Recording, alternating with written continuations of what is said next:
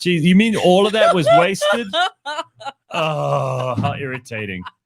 And I see all the comments. No sound. Huh? Oh, my God. I was just saying what a good mood I'm in. Ugh. Anyway, how irritating. So Ben's popping by a little bit later on, and he is bringing one of his friends who's a fighter, a guy called Cameron Saaiman, who's coming with us this morning to have some fun.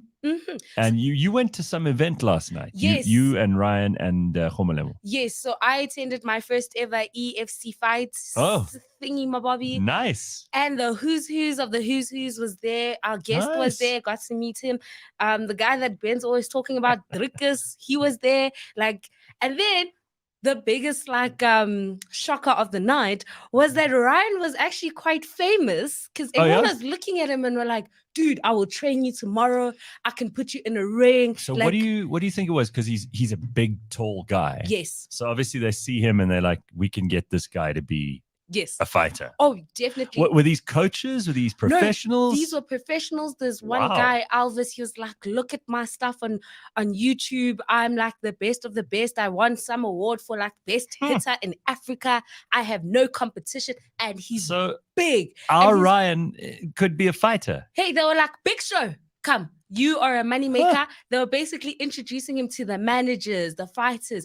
They're like, you have the height, you have the build, you can do amateur, we will train you for free. And we were like, let's go, Ryan. And Ryan was like, well, I'll tell you what, if Ryan did become a fighter, then he would own the West Rand. Oh, yes. Because I'll tell you what, in that part of town, that's all that matters. Yeah. Your ability to fuck someone up. Yes. And I was just like, Ryan, you've walked into, your special talent. Like, I think people look at you and they're like, you're a moneymaker. But there were interesting people. Trevor Gumbi was there. What? What is Trevor?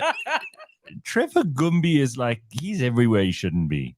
Was he watching? Yes. And then the first question everybody asks is, so who's your money on? Who are you betting on? All right. And I was like, it's my first time. And they're like, okay, cool. Let me tell you what's going to happen. So this guy and this guy, they're going. And if it lasts over, like if this guy wins in the first round, then, this is going to happen. And I was like, oh my word. Okay. I don't know what I stepped into. It was your first time. I mean. Yes. But also I will have to say that I now understand Ben a bit more.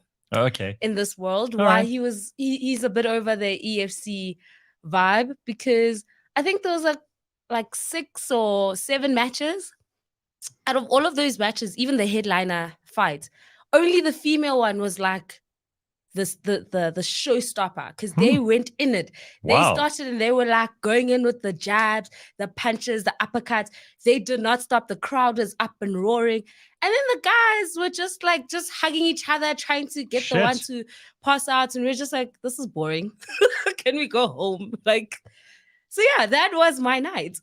Wow. I mean, you guys do all the fun stuff. I am completely to blame. I always get invited to these things and then I choose not to go to them. Oh yeah, and guess one of the MCs was, I think, Sis. Yes. Yes, he was he there. Used to work with me. Yes, so we're like, this is a small world. Everybody is here. Everybody knows everybody. But I have the joy of missing out, Jomo. So I'm thrilled to hear you guys had a good time. I take all the pleasure that you had in being there, but I take the pleasure in not being there.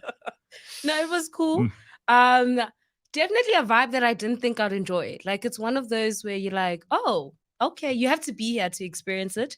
And if the UFC is to go by the EFC, then I get why Ben is just like, this must step aside. I fully understand now. Well, a lot of comments coming in about Ryan. We should sell him like they did in Gladiator times. Yes.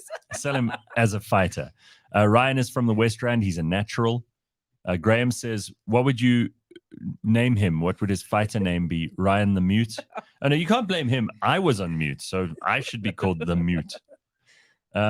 Ricky says, I went to UFC 282, one of my best sport experiences ever. I don't even know which one we went to, so don't ask me which number, 18 something. Don't know. Philosophy Friday. If you feel meh or that your week was meh, try doing something new this week. Try that hobby that you've been interested in. Tell your crush you like her. Create some meaning in your life. Okay. All right. Congo Chris applying the pressure first thing on a Friday. Cool. Nothing wrong with that. Modala says, fighting women are mean. That's true, Simphiwe. Men tend to be too technical, but the women who fight are mean. Well, I don't know. It's very technical for those girls. Oh, no, yes. Hugely. So, the chick that won was Van Dijk. And one thing I did realize, don't mess with the Afrikaans people with the surnames. They like all of them won. All I was like, it's in their DNA. Like there's something in their DNA that you don't want to mess with. Well, they had to fight the English. First of all, they had to fight the people in their countries they came from in Europe. That's how they had to get out of there. Then they had to come here. Then they had to fight the English. They had to fight the Zulus. They had to fight the Xhosa. They had to fight each other. So it was hectic. Like it was. And then there was one guy, there was one match, let me say, where the guy, you could tell mentally he had checked out.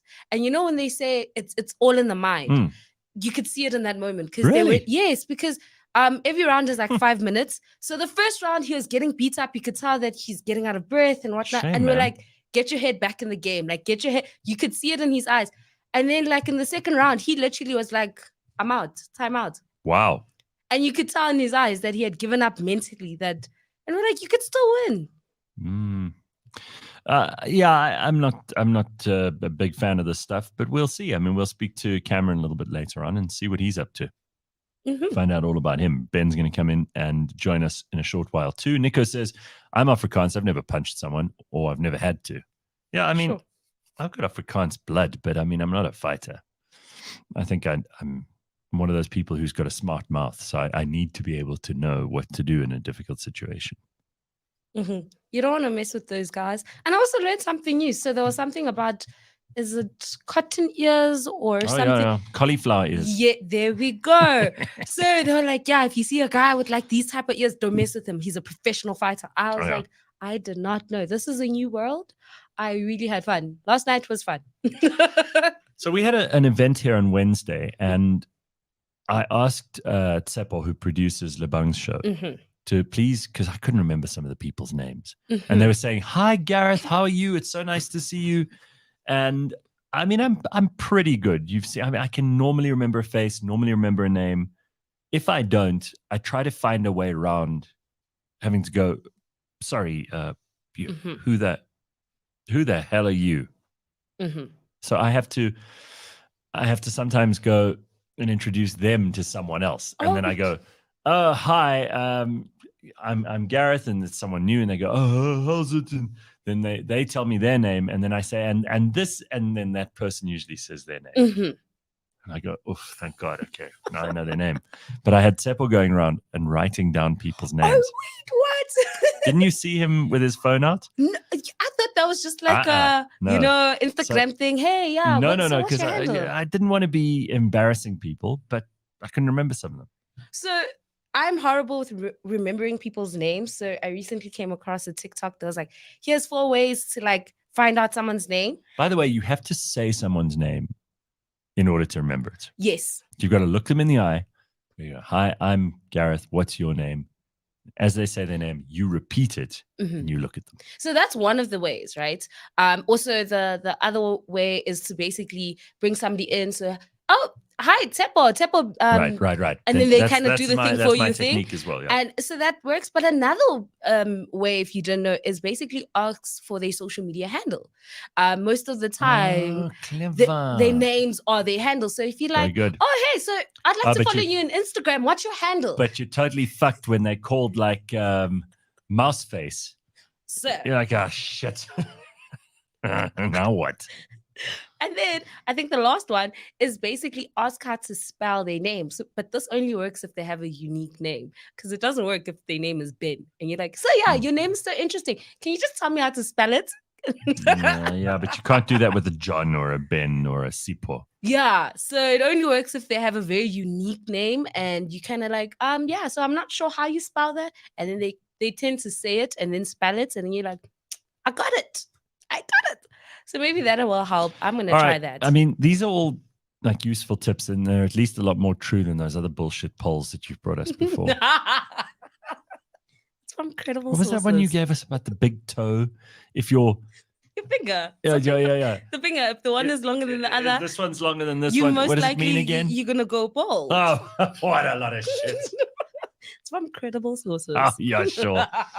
Crediblesources.com. Right. Just made it up now. Oh, my God. Vyasan says the safest route, if you don't remember names, what's up, brother or sister? It's good to start with and then figure it out along the way. Yeah, but people can tell, hey. And I'm afraid like the cost for me of not remembering a name is usually very high because people, it's important for them that I remember, especially if they met me before and, you know, we had a nice conversation or whatever. And I'm like, ah, shit, if I don't get this right, it's going to be a big problem. Congo Chris, very good point, says, Simphiwe, don't ever take life advice from TikTok, sis. Wow, TikTok has come in handy. I will tell you my latest addiction on TikTok, Go on. which I didn't think I would be addicted to, is Hoof Talk. What the fuck is Hoof Talk? Is that where they vacuum? No. So it's the cows, and they basically teach you how they like clean their hooves. Oh, and they like hoof. Oh yeah. Is it hoof or hoove? Because I mean, many hooves, one hoof. Yeah. So both could work. Yeah. And like basically now I know a lot Hoof talk that goes on, like the legions, the white line that you look out for. I didn't know that stones could. Does this interest you? Yes, for real? Like I do like not, hoof talk. Yeah, like Jesus. I watched. There's a guy called Nate. Unbelievable. This is unbelievable. I know. There's a guy that's called Nate, and he basically voiceovers what he does. And I'm there, and I'm watching. I binge watch, and I'm like, and he was like, as you can see with this cow, this side, we have a bit of a legion. And then it even gets better. They start asking us questions. Can you tell where the legion starts? I'm like, yes, I can see the problem right there, sir. So, Simphiwe, you could now diagnose a cow. I think so. With like having healthy or unhealthy hooves. Yes. This is a very rare skill that nobody in the world ever asked for, but that Simphiwe has suddenly decided she And I'm needs. excited. I do not know I needed that in my life. And wow. I'm about it. Like, I didn't know that it was such a process. And then, you know, there's a special knife that they use to clean it out, and then the lesions, and then they spray something. I promise you, I grew up on a farm. I don't know any of this shit. It was so fascinating. And then they put something else to alleviate the pain. And they're like, we'll come back in like 6 weeks, 8 weeks to check it out. I'm like, Listen, okay, now I'm invested. I need to know if this cow survives or not. I will say I like cows. I mean, like, I've been around cows before. They've got such friendly looking faces. They just kind of have their mopey, dopey lives. Kind of eat a lot of grass. They fart. They, look after their little calves. I like cows. They're very likable animals. There's nothing not to like. They're not like look, some of the bulls, I suppose, get aggressive. But cows generally are very, very friendly animals. And I always feel sorry for them when I see them on a truck because I know they're going to be, poor cows. And it used to make me cry as a child. Like when you see them on the truck going to the market and you're like, oh no, this is the last trip these cows are going to take. Or maybe now they're going to get their hooves done. You don't know. Yeah, sure. But that is the same stuff, by the way, that's made from, that our nails are made from. Keratin. Yes, it's even our hair is the same stuff. So hair, nails, rhino horn, sure. Cow hooves, it's all the same stuff. Sure. No. So for those people who are stupid enough to think that because it comes from something's horn, it's like special. It's not. It's exactly the same stuff as in your fingernails. So it makes sense now because I know with donkeys, theirs can grow like too long and then go upwards. So it has to get cut. I feel sorry for donkeys too. Have you ever seen, like, especially when you drive through like rural places in South Africa and you see the donkeys standing on the side of the road, they always got this like look on their face like, oh, there's a lot of work for me today. They work hard. They're hardworking animals. So I feel sorry for them too. Beef cows can drive you up a wall, Gareth says, Nico. Don't be fooled. They kill more people than sharks, and don't leave them bitches out. They're crazy. Wait, what? Really? And don't worry, Chris. This doesn't mean I'm turning into a vegan or a vegetarian. I also like cows. They taste really good, says Congo Chris. I watched an episode of South Park, or a clip from South Park the other day where Stan, I think, has to go to hospital because he becomes a vegan. Oh, my word. He stops eating meat and he starts growing tiny vaginas all over it. And then they give him an intravenous drip of like cow blood. Oh, my word. to make the vaginas disappear. It's pretty damn hilarious. I love it. Even young donkeys look old and hopeless. Yeah. Yeah. They always look so sad Yeah, like with their they've given big up ears. on life. And they're they just and they're like, always like hitched up to some wagon or something. we're It's just got like, this unhappy expression. They look like those people who on a Friday afternoon when it's starting to get dark are standing at the bus stop or the taxi rank. You just see on their faces they've had a long day. and I wonder, like, what happened? What went wrong? Like, why are you this Well, depressed? I mean, you're just born a donkey. Life is not going to be fun. They get used for the most menial tasks. It's never. No one ever gives any respect to donkeys. Mhm. Horses get respect. Horses are like there's a bloodline, and if you're a racehorse, then you're a top of the pyramid, and Mm. they get used for show jumping, and Yes. people ride them, and horses are noble animals. Mm. Shem, not a donkey. Yeah, like what's their purpose No in one life? takes them Just seriously. No. just to roam, just Yeah. to just be there. It's a shame. It's very, very sad. Donkeys have sad faces. Must be living in South Africa that does it to them. I don't think they know where they are, but yes, you're right. I mean, let's take it. We'll own that. I've seen a donkey cart go through a shopping mall's parking lot in PE. It was the funniest thing. Listen, there's still a lot of people who drive around in donkey carts, especially in rural parts of South Africa. That's not. I know back in the day they used donkeys to like transport coal. So like the guys like in the townships would be Yes, and yeah. they'd like, hey, coal, and it Yeah. was the donkeys that were No, that's exactly the right. mode of transport. But that was basically it. I haven't seen them in I a just minute. want to look this up again because I've forgotten what it is. Okay, so a donkey is the same as an ass. Ooh, So okay. if you talk about someone being an ass, that's a donkey, right? Except an ass is wild. A donkey is tamed. Okay. So there's something useful to know. And a mule Mhm. is a cross between a horse and a donkey. Sure. A Okay. mule is a cross between a horse and a donkey, and a mule is always sterile. Mules cannot reproduce. Shame. Okay. Poor mules. That's So it's worse to be a mule than it is to be an ass. I guess because you're An like, I'm the ass- only one. So out of these, mule, ass, donkey, the one you don't want to be is the mule Mhm. because you can't even reproduce. No. That's the end of the bloodline. You are the last one. Horse, obviously, you'd prefer to be that than a donkey or a mule or an ass. But if you had to choose, the best one to be is probably an ass. Yeah. Because you're a wild donkey, so you're still out there. in And the you're doing wild. your thing, Yeah, and no all one right. can take me and tell you that, hey, Right. chief, you know. Shame. So let's just rank them again. Top, horse, Mm-hmm. then ass, Mm-hmm. Whoever thought? then donkey, then mule. All right. At least we know. Donkeys are rather expensive in South Africa, like 8K in the Eastern Cape. 8,000 Rand for a donkey. Wow. Okay. It's way cheaper than a horse, but yes. Okay. Donkeys are the most loyal animals. If you love and treat them right, they'll do anything for an owner they love. You see, again, that makes me sad. Because then I think, oh, shame. They work hard and they're loyal. Apparently, they make amazing pets. Somebody was telling me that she has a best friend who runs a donkey farm. They farm donkeys and they rescue donkeys. Like, Oh, okay. yeah. So that's quite sweet. There are people who care about these things. Audrey says a pakjesel.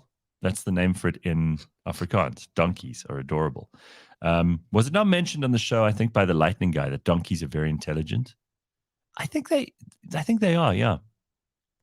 Okay. Maybe that's why they're done with this world. They're just like, haha, You know, stupid people. they use them in places where horses can't go. Like donkeys can go up mountain paths and all sorts of places where a horse can't.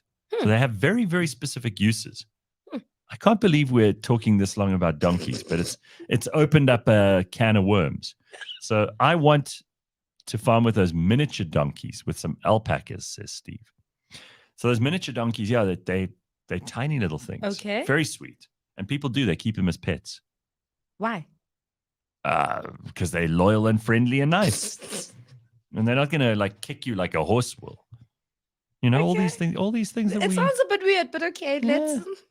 Okay. A lot of people, here's some interesting stuff. Apparently in China, they eat donkey dick as a fancy food. Great. Another really great reason to love China. They Zach, eat weird food. What? Yeah. Why? anything that's protein, they'll eat. I mean, there are no birds in China. Everything that's protein has been eaten. The Northwest Province has some of the largest numbers of domesticated and stray donkeys in South Africa. Northwest Province, huh, Zach? Didn't know that. And donkey milk is apparently the most expensive in the world. Huh. Salome, you're don't telling us things. say. Wow. Don't forget, Christ chose to ride a donkey. The That's noble true. ass. I want one of those mini goats. Those things are awesome. No, goats are evil, nasty things. Goats No. destroy everything. Mm-mm. Does donkey taste good? Animals must be ranked in how good they taste, says Carl. Ooh, asking for trouble here. Please don't open those can of worms. We're not No. trying to have somebody go No. out and actually try this and tell us, hey, on today's I must tell African you, cuisine. I made the best coffee Did here you? that I've ever made this morning. I'm so happy with this coffee. I can't tell you. All right, let's look at a couple of other things before we get stuck into the rest of the show. Apparently, you started this, by the way, with Hoof Talk. That's how we started down this road. Apparently, you've got a 15-second personality test. Yes. All right. Now, this is another one of Simphiwe's things she's gleaned from social media. So I don't know how credible it is, but let's go in with an open mind. Okay, so Gareth, we're gonna try this on you, right? All right, go. And you have 5 seconds to answer 3 questions. Well, a question. Okay. Bring it on. So the first question is, if you could be any animal in the world, which animal would that be? Oh, it'd have to be a leopard. Okay, so that's the first one, leopard, right? Mhm. Second question is, if that animal didn't exist, what animal would you be then? Eagle. Eagle. Okay. And then last question, if that animal didn't exist, what animal would you be? Donkey. Because it's on my mind. What else am I going to say? We've been talking about them for like 5 minutes. Okay, so the first one was a leopard, right? Question 1 was a leopard, right? Uh-huh. This is how you want people to perceive you. Okay. All right. Yeah. Okay. Leopard's not bad. The Good. second one was I forgot. Eagle. Eagle. It's how people actually perceive you. Wow. Okay. I'll take it. Donkey was the last one. What's that for? How I see myself? Yes. How you actually are. I'll take it. And the noble ass. Friendly, loyal. Yes. Okay. I'll own it. You know what? I'm not scared to stand up for donkeys this morning, so I'll throw it in there. And there you have it. So that's quite useful. First one will be how you want people to see you. Yes. Second one will be how people actually see you. Yes. And third one is? How you actually are. Okay. So 15 seconds, you ask people that question. Is basically. What would yours have been? So the first one was a dolphin. The second one was an elephant. And my last one was a lion. Huh. Yes. Okay, so people actually see you as a lion. Well, Nice, that's how I see Simphiwe. myself. Nice. Okay. I was like, yes. These we did a similar one once with like 3 words to describe, because then you ask people, you say, well, why is that your favorite animal? Mm-hmm. Right. And then you have to give 3 reasons or 3 Yes, words. I know that one. So that's quite cool. So this is like a much shorter. personality It's test. like. All right, we'll try it out on Ben when he comes in just now. Loved it. Yeah. Hardy Dave says, basically, I'm a spotted donkey eagle. All right. And Congo Chris says this is shockingly accurate. So maybe Simphiwe, you finally, did I get it right? Did you guys? You get one that, yeah. All right. Tabo says, okay, he's a T-Rex, then a tiger, then a lion. Sweet Jesus, a T-Rex. Can you imagine that? That is truly terrifying. Tabo wants people to see him as a T-Rex. Yo, chief. Some, do you know dolphins rape other animals? But they're also smart. They are smart. But they are the only other animal that we've actually figured out has sex for fun. Yeah. Yeah. You see? So My that's kind of good. people. You see? Very good. And Matthew says he'd be cat, then elephant, then chicken. Oh, chicken. Oh, what's going on there, Chief? Well, I mean, I'll never forget when we had an evolutionary biologist on once. I asked him what was the most successful species after humans on the planet, and they said chickens. Just in terms of numbers, like because chickens have made themselves useful to people for eggs and meat, they have probably got the highest population, and in evolutionary terms, they've grown the most in population over the last 3,000-4,000 years. So well done to chickens. They have scored, and if people one day dig up the earth and like sieve everything through a big sieve, they'll see a lot of chicken carcasses and they'll go, these things were very successful species, even though they were eaten by us. That's how they made themselves useful. So, you know, the chicken may have something going there, Matthew. That's how you actually are, though. So I don't know if that one comes out very well. A lot of people saying pretty accurate, this thing. I'm so happy finally. No, Something, you guys. found- Something. Finally. You found a Trust me. thing that actually makes sense, Simphiwe. This is very good. I like it. We're going to give you full credit this morning. Oh. All right. Well, this weekend, anything fun happening? Because I'm going shooting tomorrow. Ooh. Clay pigeon shooting, which is one of my favorite Okay. things to do. And I had originally there were going to be 8 of us. Mm-hmm. So we had 2 teams of 4. Then one person dropped out. Now we got 7. You know what irritates me about these things is you have the option then. Either you invite someone from the B list Mm-hmm. who you didn't really want to invite to fill up the 8th spot, right? Mm-hmm. And then at least it's cheaper because the more of you that book, the cheaper it is. Mm-hmm. Or you just book for 7. So I've decided to just book for 7. Okay. Yeah. So I'm going ahead. You get shotguns, Mm-hmm. get a bunch of shells, Okay. and you get clays. And then you get the ones that go away from you, Mm-hmm. the ones that come towards you, the ones that bounce across the rabbit, and the ones that go this way and that way. And it's lots of fun. Okay. You get your eye in and you kind of, That sounds fun. it is fun. It's like a good 2-3 hours out. Sure. I don't have plans, but I'll tell you the person that does have plans in my life is my grandmother. What's She she is up fully to? booked this weekend. Oh, okay. All right. Busy social calendar. Yes. I even got a call from my sister. She was like, "Hey, your gran has a couple of plans, and I'll have to be her Uber for the weekend." Oh, shit. So on Saturday there is a family event that's going on. They requested. But does this mean you go with her to the event or you sit in the car like an actual Uber driver? No. I go with it, but. You know that you have not made it in life, right? Yeah. When the family event is like, yeah, we want Ellen Lela. But because you're dropping her off, you basically... They begrudgingly invite you as well. Yes. But you feel spare? No. Well, it's going to be old people, right? No, it's going to be... I don't know who's going to be there, but so it's your family. You should be okay there. Yeah, but I could feel that I didn't get the invite. This wasn't for me. Oh, this they're is like, for my grandmother. Okay, we can invite her, but like Simphiwe's got to drop her, so I suppose we got to have Simphiwe as well. Yes, right? Yeah. And then on grudging. Sunday, there's a whole Mother's Day event at her church that's going on, and they specifically told me get her dressed up. It's Mother's Day. Yes. Oh, shit. They told me get her dressed up because the ladies are taking themselves out for some lunch. And that's what they're getting up to this weekend. That's quite cool. I'm just sorry that So I have no plans. You've just reminded me it's Mother's Day and I know I have to find a present and it's a thing. I mean, my mother wouldn't care. She's not going to be upset if I don't give her a Mother's Day present. But we'll all probably do something on Sunday anyway. Shit. Yeah. So Gotta my make some grand's going to plans. be out with her people from Damn church. it. Yeah. And they're going to have a great time without me. And I'll be home. Those people have a very good time. Those church-going older ladies. And let me tell you, they have the busiest social lives of anybody. Let me tell you the calendar for my grandmother. All right. So there's church on Sunday, right? Mm-hmm. No, they won't miss that. Never, because that's also another social occasion. But it's not because necessarily they're going for the church. It's a community thing. They sit and gossip. They talk about each other and all the people who are not there and all the people who are and blah, blah, blah. Mm-hmm. Then on Wednesday, right? Because the 4 of them all like live in one road, right?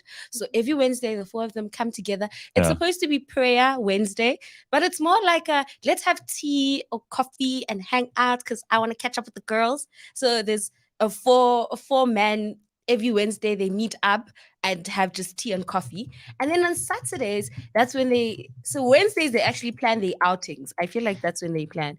So that Saturday morning, they can take themselves out for breakfast or lunch. Oh, nice. Okay. So they actually do a thing where they'll plan and they'll be like, next weekend, we're going Kaika. Like, there was a time my gran went to PE for a weekend away. Nice. They planned it. I think she has a better social life than me. But Simphiwe, isn't this what people are meant to do in their old age? This is the way you should be. Yes. You should be able to do things with your friends, spend your time the way you want to spend your time, and especially if you've spent your whole life looking after everyone else, saving, being responsible, never having a holiday, always having to do the stuff, working hard, all of that, mundane humdrum shit. And then you get to your old age, you must be able to have fun, be with your friends, do the cool stuff. I love it. The only thing I don't like is that they give us like late notice. So they will tell us like the eve before the trip. And I'm like, hold up.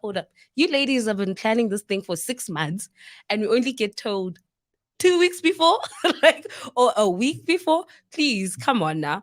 But other than that, I love it. Like, I love the fact that they're all retired and they're all like, you know what? Let's live our best lives. Let's go out. And yeah, by default, I'm the Uber driver now. So they'll be like, shit. oh yeah, there's just the three of us. Can you please drop us off, guy, and fetch us again at 4:00? And that's what happens. Well, a couple of news stories you need to know about. Apparently, Adidas are going to sell a whole bunch of Yeezy shoes, and then they're going to donate the proceeds because, of course, they've broken ranks. So with, I heard about this. Yeah, with Kanye West. So apparently, they have cut ties with Kanye, and of course, that was last year after he made anti-Semitic comments. The decision has cost the firm millions in sales, and it has its own financial loss for the first time in ages. Shoes remain wildly popular in the resale market, and they're only going to get more popular because they stopped making them. So that means that the ones that are in circulation, the ones that are on the shelf, are the last ones. So the price is going to go sky high. Chief Executive Bjorn Gulden said the company was still working out how the sales will happen. What we're doing now is to sell some of the merchandise. Burning the goods wouldn't be a solution. No, of course not. No. First of all, how environmentally unfriendly. You know what these shoes are made of? Plastic and foam, and God alone knows what else is in there. Anyway, so they're not going to burn them. They've got about 1.2 billion euros worth of Yeezy shoes sitting in storage.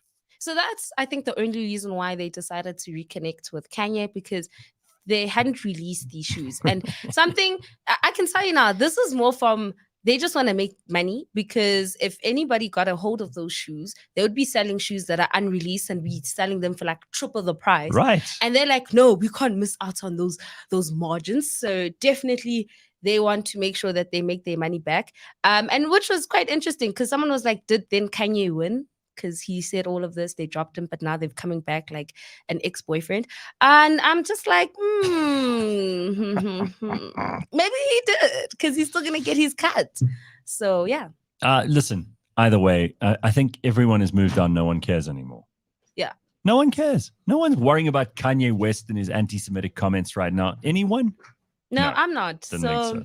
Hey, let him get his bag. It's fine. They'll sell those shoes. Hey, there's something you should think about. Fatima says the old people are probably plotting a way to get Simphiwe married off on their weekends away.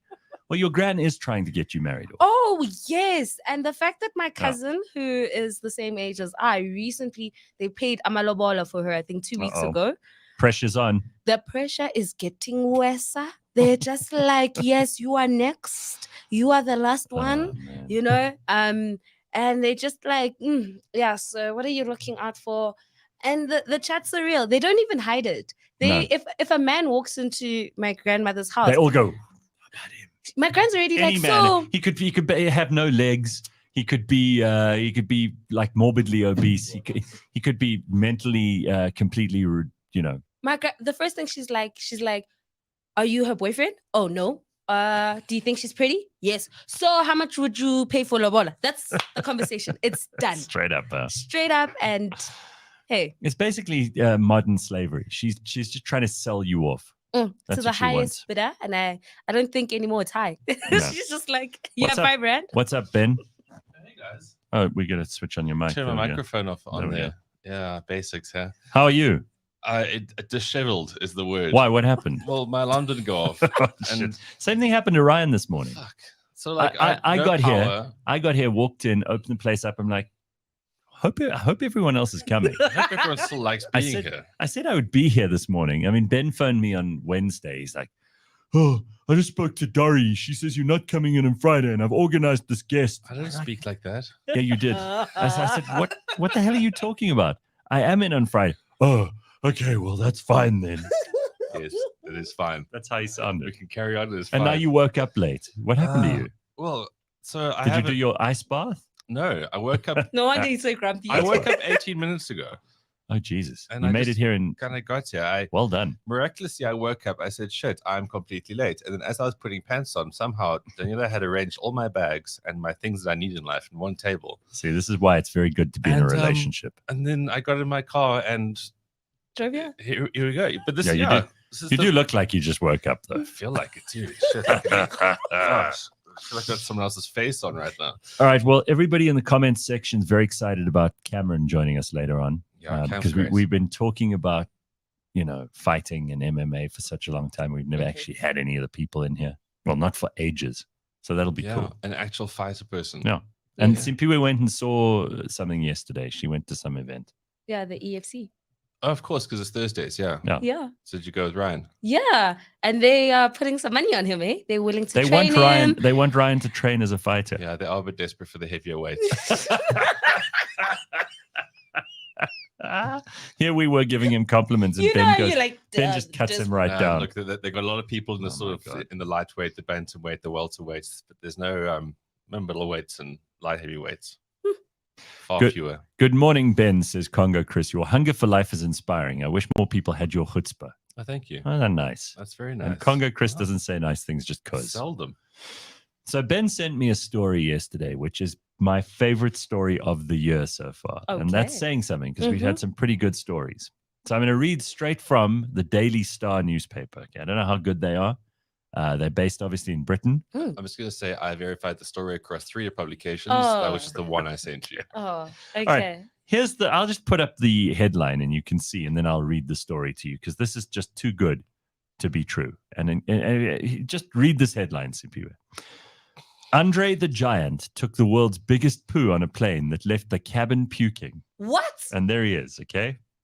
There's a picture. So let me read this to you. Straight off the Daily Star. Andre the Giant. Yeah, nickname not ironic. Produced the world's biggest poo on a desperate flight back to the United States, leaving passengers on the fateful flight gagging, puking, and crying the whole way home. Professional wrestler Andre the Giant, speaking of fighting, has not just been a beast in the ring, but a fearsome passenger who left the world's biggest poo on a plane. The 7'3" former WWF star and so-called eighth wonder of the world had people on board a fateful flight puking after he broke a record in the bathroom. He dropped the 8th wonder of the world. Former wrestler Brutus Beefcake, that's an actual person, spoke of the flight after being asked for his most memorable moment in the air. So this came out much, much later as a result of this interview with Brutus Beefcake, okay? The Poonami occurred on a Boeing 747 flight from Tokyo, Japan to the United States. And the giant wrestler was so big he could not fit into the toilet on the 14-hour flight. That is where the article goes into very much more detail. Are you ready for more? No, but let's go. Well, unlike the people in the plane, we are actually ready. So here's the size of the loo in that plane, just so you can use it for comparison. Even that loo looks like it's actually screaming. It does. It looks very unhappy. It's like almost like a scream mask of loos. That is the big guy with the big head is in this picture, Andre the Giant. Okay. Sure.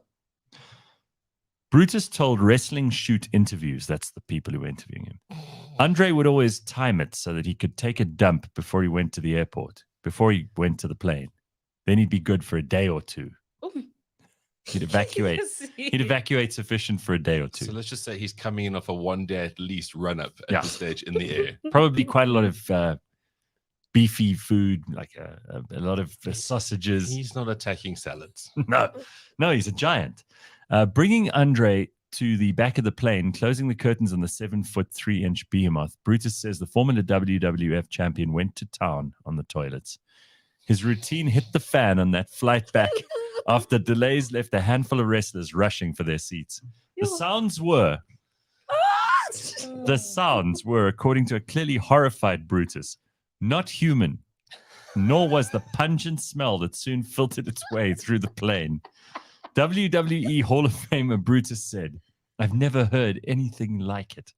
The sounds that were coming out of there, the smell that started coming from there. The back of the plane had a lot of people. There were people falling out of their seats and into the aisles, gagging, puking, crying, screaming. We were all falling on the floor, laughing ourselves sick. I couldn't breathe. He must have filled up a garbage bag full of shit." Sure.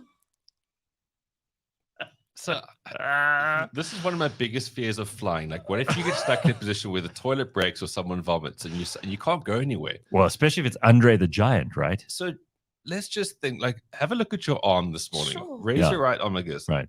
He's probably put that Yeah. in the bog. Your whole arm. Oh my That is God. what an Andre Easily. the Giant turd must be like. And that is No, is for just sure. so horrifying. No, Yeah. That's what we're what they were talking about. hearing.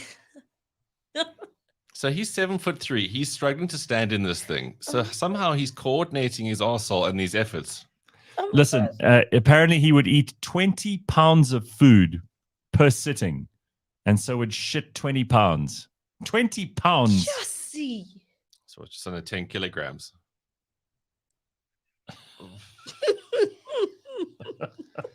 I mean, there's a big man, this. But like, I don't think it would have flushed.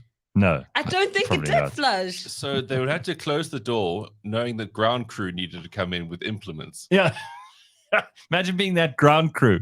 And also, did he do this at the beginning of the flight? Because then it's extra mean. Well, he probably would have held on to it out of courtesy for like a bit of an hour. And then when the Look, farts got he too knows bad, he's a big thing, right? Yeah, He's a he- big creature. he probably would have so let's just say halfway from America to Japan. So West What a Coast. story. Oh my God. Wait. So seeing that he does plan, like, Well, he has to. wait, does this mean the flight was delayed? Because I'm No. trying to understand how They were did we get. they were already in the air, and he was No, like, but Yeah, I he can't did- hold it I anymore. know, but the flight was delayed. That's why his whole ground routine was messed up. Dub. Oh. Yes, because he usually plans that, a day or two or before the flight. So I'm thinking, so what happened before? Was it delayed by a couple of hours and then it messed up everything? And then he was just like, I can't hold this in. It's been 2 days now. And then boom, he unleashed the eighth wonder? Oh my word. He dropped the eighth wonder. But I And would love to know someone says protein shakes might have been a part of that. No, The guy probably eats just 20 chickens, 4 goats. pigs worth of bacon, and a shit ton of broccoli, and a double thick supersized milkshake. whatever he was eating, it wasn't coming out great. But imagine the walk of shame. I wonder if he had one. You know when you come out, Yeah, because everyone's looking at you. everyone's looking at you because you're Andre the Giant. Now you're Andre the Giant. You just dropped a giant turd. The look, like, it must be one of the most horrifying things. I mean, that is quite Oh, close it's to a frightening. terrorist act, right? It really is, yeah. But what if he came out and he was like unhinged? He was just like, what? What happened? Well, I don't Are think- you guys okay? he's probably also like, look, guys, I had to go. What am I supposed to do? Like- It was either this or in my chair. Which one do you want? Pick your poison. But Steve's right. It's probably the turd was probably the size of a small dog. Easily. Imagine just dropping like a big Jack Russell in a toilet and walking away, and Well, everyone else to get What into. I find so disturbing about the story is that Brutus Beefcake describes the sounds, and he said that it didn't sound human, whatever was coming out of there, and that probably wasn't just his asshole. In other words, he was also straining a bit. Giant man. I mean, a very big man. Have you ever been in one of these plain bathrooms? Yes, On and a- it's especially- tiny. It's not a lot of space, and if you're a giant, Yeah, so probably also he was just like moving around to get. and he had to go to the back of the plane, which means he was in economy. I feel more sorry for the people sitting next to him in economy. He must book 3 seats. There's no way Andre the Giant will fit into an there's economy no, class not a seat. chance. But she's sitting in the back of the plane. It's just never been worse. Oh my God. And then the smell. Apparently people were screaming, I mean, just think, screaming, you're at the back, crying. and this is like early days when airline food was quite shitty. But like, imagine you've just navigated your terrible economy food at the back, which doesn't smell great to start with, and now this guy goes to town. Carl's just told me a horribly disturbing thing in the comments. Some people have what they call a toilet knife. Some poos need to be sliced up so that you can flush. Good Lord. What? Wait, A what? toilet knife. Whoa! Well, you can't do that on a plane because they won't let you take a knife on a plane That's definitely the title for this podcast, right? Toilet knife. Toilet knife. Yeah. because we've never heard of that before. And wait, no, he needs to explain. So what happens? So afterwards, when you've done the number 2, do you turn back and then you personally? Oh wait. Oh my God. Yeah, you go for a Carpaccio vibe. Conga Chris says he couldn't fit in the cubicle. Bobby the Brain Heenan described it as Andre's top half was in the aisle. Sure. Jesus. Wow. Cool. And I mean, just so unfair to all those other people who paid their ticket and just wanted to get to America from Japan. But who's the victim here? The people smelling the poo or having to put a giant in a cubicle? I feel sorry for both, to be perfectly frank. What an awful, awful story. But it is the best story of the year. Andre the Giant. I went into Love chat. it. I went into Chat GPT afterwards and said, "How long is Andre the Giant's average turd?" And what did it come up with? Didn't have an answer. It's like it cannot specify such personal things. Bowel movements. Well, I'm curious also because losing weight, you lose most of your weight if you're exercising and eating right through air, breathing in and out. Heat. Most of the fat that you manage to convert gets converted into carbon dioxide. Yeah, you don't just suddenly Andre the Giant on the toilet. No, but I want to know if you weigh yourself before and after a quite big, Andre the Giant event. I wonder what the difference in weight would be. Like, how much does the average poo weigh? And then how much does Andre the Giant's weigh? So before you pop a squat on the scale, Right, and have a look. Maybe we should all do a little experiment. You don't have to announce your results. It may be kind of the same for everyone, maybe very different. You might be embarrassed about how much you produce. But let's spend this weekend thinking about this. Someone come back with some facts for the next show. Don't you think? Yeah, because what if you're like an irregular person that somehow just drops so much of your percentage on one shed? Right. And let's say you were an athlete who weighs yourself for things. Would it be worth taking an enormous shit before you weigh yourself? Probably. Look, I think before doing anything important in life, it's good to have a proper poo. So you're at your lightest, you kind of have less things to worry about. It is, there's a reason why dogs run around happy after taking a shit. You see them in the park. They've been holding onto this log all day. And then they get to drop it. They're like, yes, now I can run faster, go further. Zanella says, I've paused on getting breakfast ready. Yeah. Same. Yeah, that breakfast sausage, you're going to hit really hard now. Apparently, in one lifetime, this is according to William, he says, did you know the average human leaves behind 4 tons of poo in your lifetime? That's a lot. That's a lot. No wonder these city sewage systems have to be so enormous. Hey, well, 4 with people tons like each in your life. Good Lord. like Andre the Giant. It's more than that. I know we've always had a bit of a fascination with poos and shitting on the show. Yes, we I have. often think that when you go to a new city, I always think, like, where does all the poo go?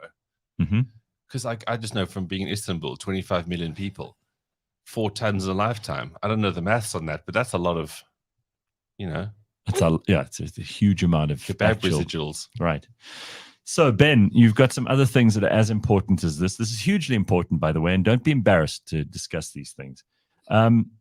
Apparently, you started watching Love Boat again from the 70s. Now, Ben has got an obsession with that show, Love Boat, because you have watched it before from beginning to end. Yeah, like a lot of those old shows I think are so great because it timestamps where life is. Okay, so why would you go back to Love Boat? Is other stuff just not good enough? No. Or do you love Love Boat that much? I generally never watch anything outside of YouTube.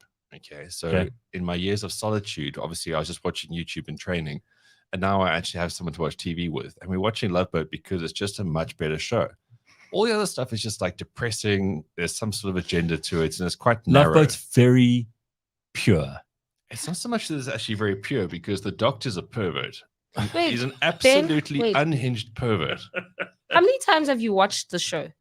So when I finished school, 1999, so year 2000, those couple of months, it was on SABC3 at like 1 o'clock. Okay. And I had no That's job. Ages ago, yeah. And I had no job. So 1 o'clock was go time of watching Love Boat. All right. Okay. And it was great because I was on TV. And then I picked up a few other episodes later on in life. But now if you go into YouTube, like all the episodes there. Yeah, but how many times have you watched it? So that was the first time? Because there are only that many, or did they do so many that you've never been through the whole lot? Well, you know that Aaron Spelling guy? Yes, he produced that, right? Rich man, right? Yeah, because very rich man. In the 70s, he had this formula for making TV shows. Yeah. And then he just sort of rolled them out, and everybody went through this mix. So now TV shows are so weird, like they're all over the place, right? Whereas in those days, it was like, cool, ensemble cast, a little bit of romance, a little bit of conflict, and ultimately everyone's happy.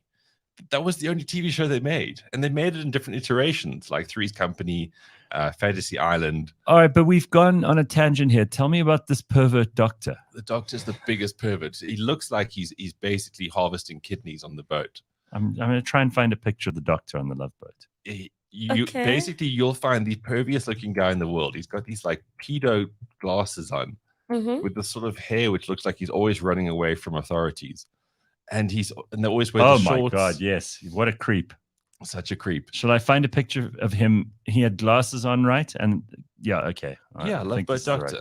Oh my god. And then this Captain Stubing is also a bit of a creep. But back in the 70s, that's just how people behaved. It's like it really is just how they behave. So you think this doctor was actually a sex pest? He looked like one, and in most of the time he would always talk about it. And There he then is. and then people would sex pest. No, that he does look, he does If look you're kind of not creepy. sure what a sex pest looks like, this guy ticks the box.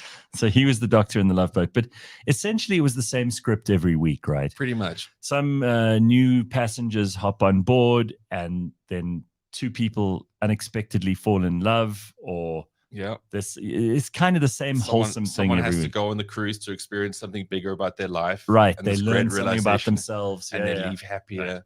No, I mean it's full of what I admire about those shows from the 80s is that they always had like a lesson in them. Exactly. Whether it was for You had adults to. or for Yeah. kids. You know, like He-Man would finish and they go, remember kids, today's lesson is be nice to strangers because you never know when they might be able to help you. It's like, don't be like Skeletor and Yeah. wank in a cave. Yeah, Yes, I mean, yes, it yes. was simple stuff, really. Remember, just because someone doesn't agree with you doesn't mean they're your enemy. That kind of really important shit that I think people have forgotten. I think if we brought that stuff back, there'd be a much happier generation of, the Gen Z people who think that, if you absolutely. disagree with me, then we have to be enemies. My opinion, get triggering, all the stuff about like how sensitive and scared of any kind of aggression or adversity some people are, especially kids. If they just had those lessons from He-Man and all of those Love kinds Boat, of guys, A-Team. Love Boat, they would have. Because also I noticed something much later in life when I watched one of these shows that I used to watch as a kid. They never actually showed you people dying. Never. So even if there was a car accident in a movie or a TV series, like especially TV series that you'd watch during the day with your family or at night before going to bed, if there was a car accident in the A-Team, everyone would get out, so you'd see they were all okay. You didn't actually there wasn't someone with a broken neck and like blood pissing out of an artery somewhere in their leg, or they were always okay. They got out of the car and you could see they were all right, and then they'd carry on with the show. I watched all the A-Team, and 70% of that show was machine gun fire, and no one got hit by a bullet. No one ever got hit by a bullet. Never. Worse than the stormtroopers on Star Wars from an aim point of view. So another thing about Love Boat that I find interesting in today's climate is the role of women. None of these women have cocks on Love Boat. None of them. Yes, no, none. And they're all, to Simphiwe's earlier story, getting married off by an auntie, a gran. Yes. Like they're all going on there to meet this guy because this is their last chance. And it's like, they're going to go on the shelf otherwise. You have to become a wife because it's getting a bit late now. Yeah. And then Doc's trying to pick them up because he's a doctor. And then like they want to try find this true love who doesn't happen to have a great job, whatever, but it's true love. But it's not like The Bachelor or Bachelorette where it's just these good-looking dumb people. Well, nobody really was good looking in the 70s. No one. The hairstyles were terrible. The outfits were terrible. So it wasn't about looks. It wasn't superficial. It was truly love. Yeah, but then good looking in those days was just like you were slightly cleaner or your hair was slightly wavier. And blonde hair was different. It was actual like silver. Everyone looked that like they were either 18 or 73. There was this massive ambiguous look to everyone. But it's like teenagers in most movies. They already have the attributes of adulthood. Yeah. Real teenagers don't look anything like in the movies. And the thing about that show was that you had to be on that show if you wanted to be a star. It was like your way of coming up. That's right. So I started watching this one episode. I didn't get done finishing it, but Michael J. Fox was an actual 16-year-old. Wow. But a lot of people had their break on Love Boat. Sure. So they're at love, Best exciting and new. Exactly. Come along. But the whole thing, how it all starts. You. And like the cheesy humor. And it's just it's really funny. Well, Congo Chris says, Skeletor did nothing wrong. He was well-educated, articulate, and critical of the status quo. He was made the villain because he represented a socialist academic during the Cold War. Yeah, that's fair. Okay. All right. There we go. So let's just talk about this.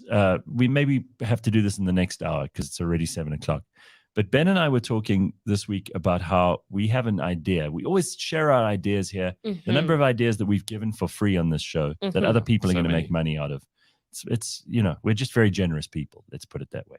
We have the best idea ever. coming up in just a moment. Don't go anywhere. CliffCentral.com. It is 7 o'clock. It is Friday morning, the best day of the week.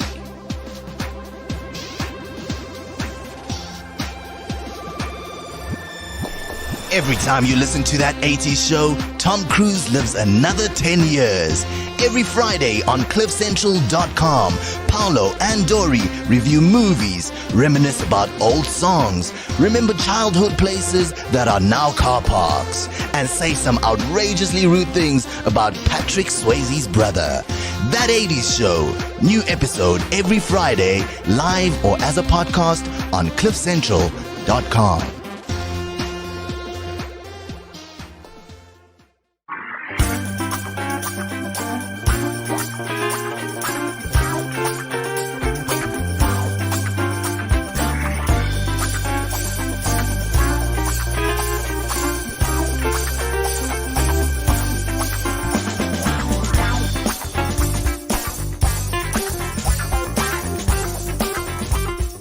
Perfect is the enemy of done. Right? We can sit forever building the perfect plan, or we can just go and do it, right? And build and evolve as we go. So yeah, I mean, sort of the question of so where do you start? Figure out one thing you want to improve from an outcome perspective. Not a let me do this part. Figure out what that outcome looks like. What does done look like, and then work back from there.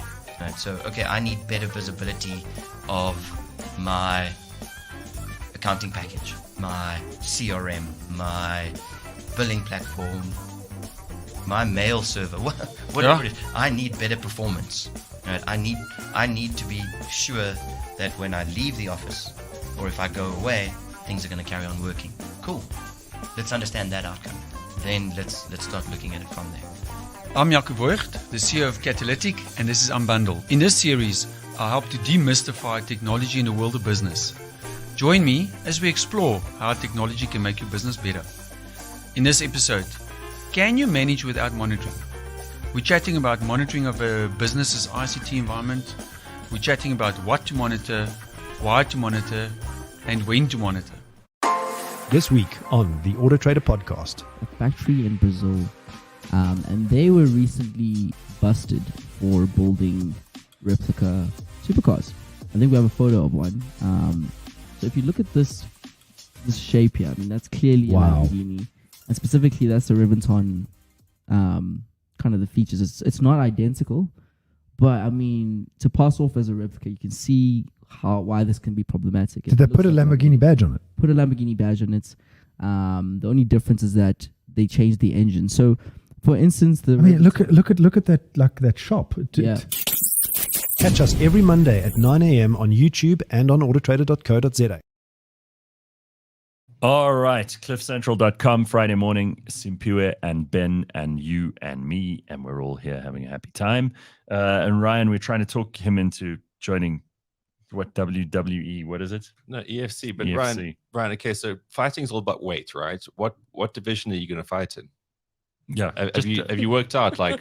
Don't worry about the cameras. Just get on the mic. I don't know what division or what any part of the situation They is were in the busy. ring. They were trying to recruit him last night. Oh, yes. Yeah. And they were Yes. like, do the video now. We have someone that you can already fight. Sounds You like just need slavery. to talk shit, and we got you, and we'll train you for free. Well, you look like a big man. Why don't you come work on my plantation? Well, That's what it looks like. Ryan's got fierce tattoos on his forearms. I mean, he's Yeah. halfway there. Yeah. He's I realized this. Yeah, I mean, Ben, you're not doing a good job of like selling Ryan here. This is a tall, big man, okay? He's gotta like meet we me call him the halfway Big here. Show. Yeah, but he's not so keen. He's got to meet me halfway here. I'm asking him questions. He can fill the gaps here. So beware. I mean, he's not paying me. Ben did jump right to Ryan. Did they interfere with you? It's a fair question at night. Guys, you In don't forwards. know the size of the gentleman that came See. to me last night. was It's like not the kind of twice. people you Gareth, say no to. Gareth, that's his opener. Yeah. The size of these men, But I couldn't wait. say no. No. Fair question. But we were there. We were there, right? And we're like, you have the greatest team with you, right? You have one of the greatest guys who wants something of hitting. He's gonna train you. You have me here. I'm gonna have the whole social media rollout for you. You have Double A who'll do the graphics. You know, you have Gareth, CliffCentral. are We you will hearing talk this? about This this. is- We this have is the literally what I plan. had Let's to deal with. go. All right. Well, you make your mind up in your own time. Don't let anyone pressure you. If you want to do it, you do it. Well, Ryan, what are you currently hitting the scales on? What, like weight wise? Yeah. No, how else do you hit the scales? Well, I don't know. Your height? You think Ryan. the scale measures your height? Ryan, what is your weight pre-poo? Probably about 115. 115. Yeah.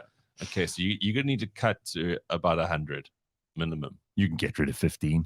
because Yeah, of your yeah. height. You need to get rid of 15. So I think let's get rid of the 15, and then we can talk about what Simphiwe was talking about. You see, Ben's not even aggression, opposed to. the hype, I'm just like, let's the go. money, the girls. That's literally what they said last night. They're like, this one fight, if you challenge this one guy, you're not going to walk away with less than 150.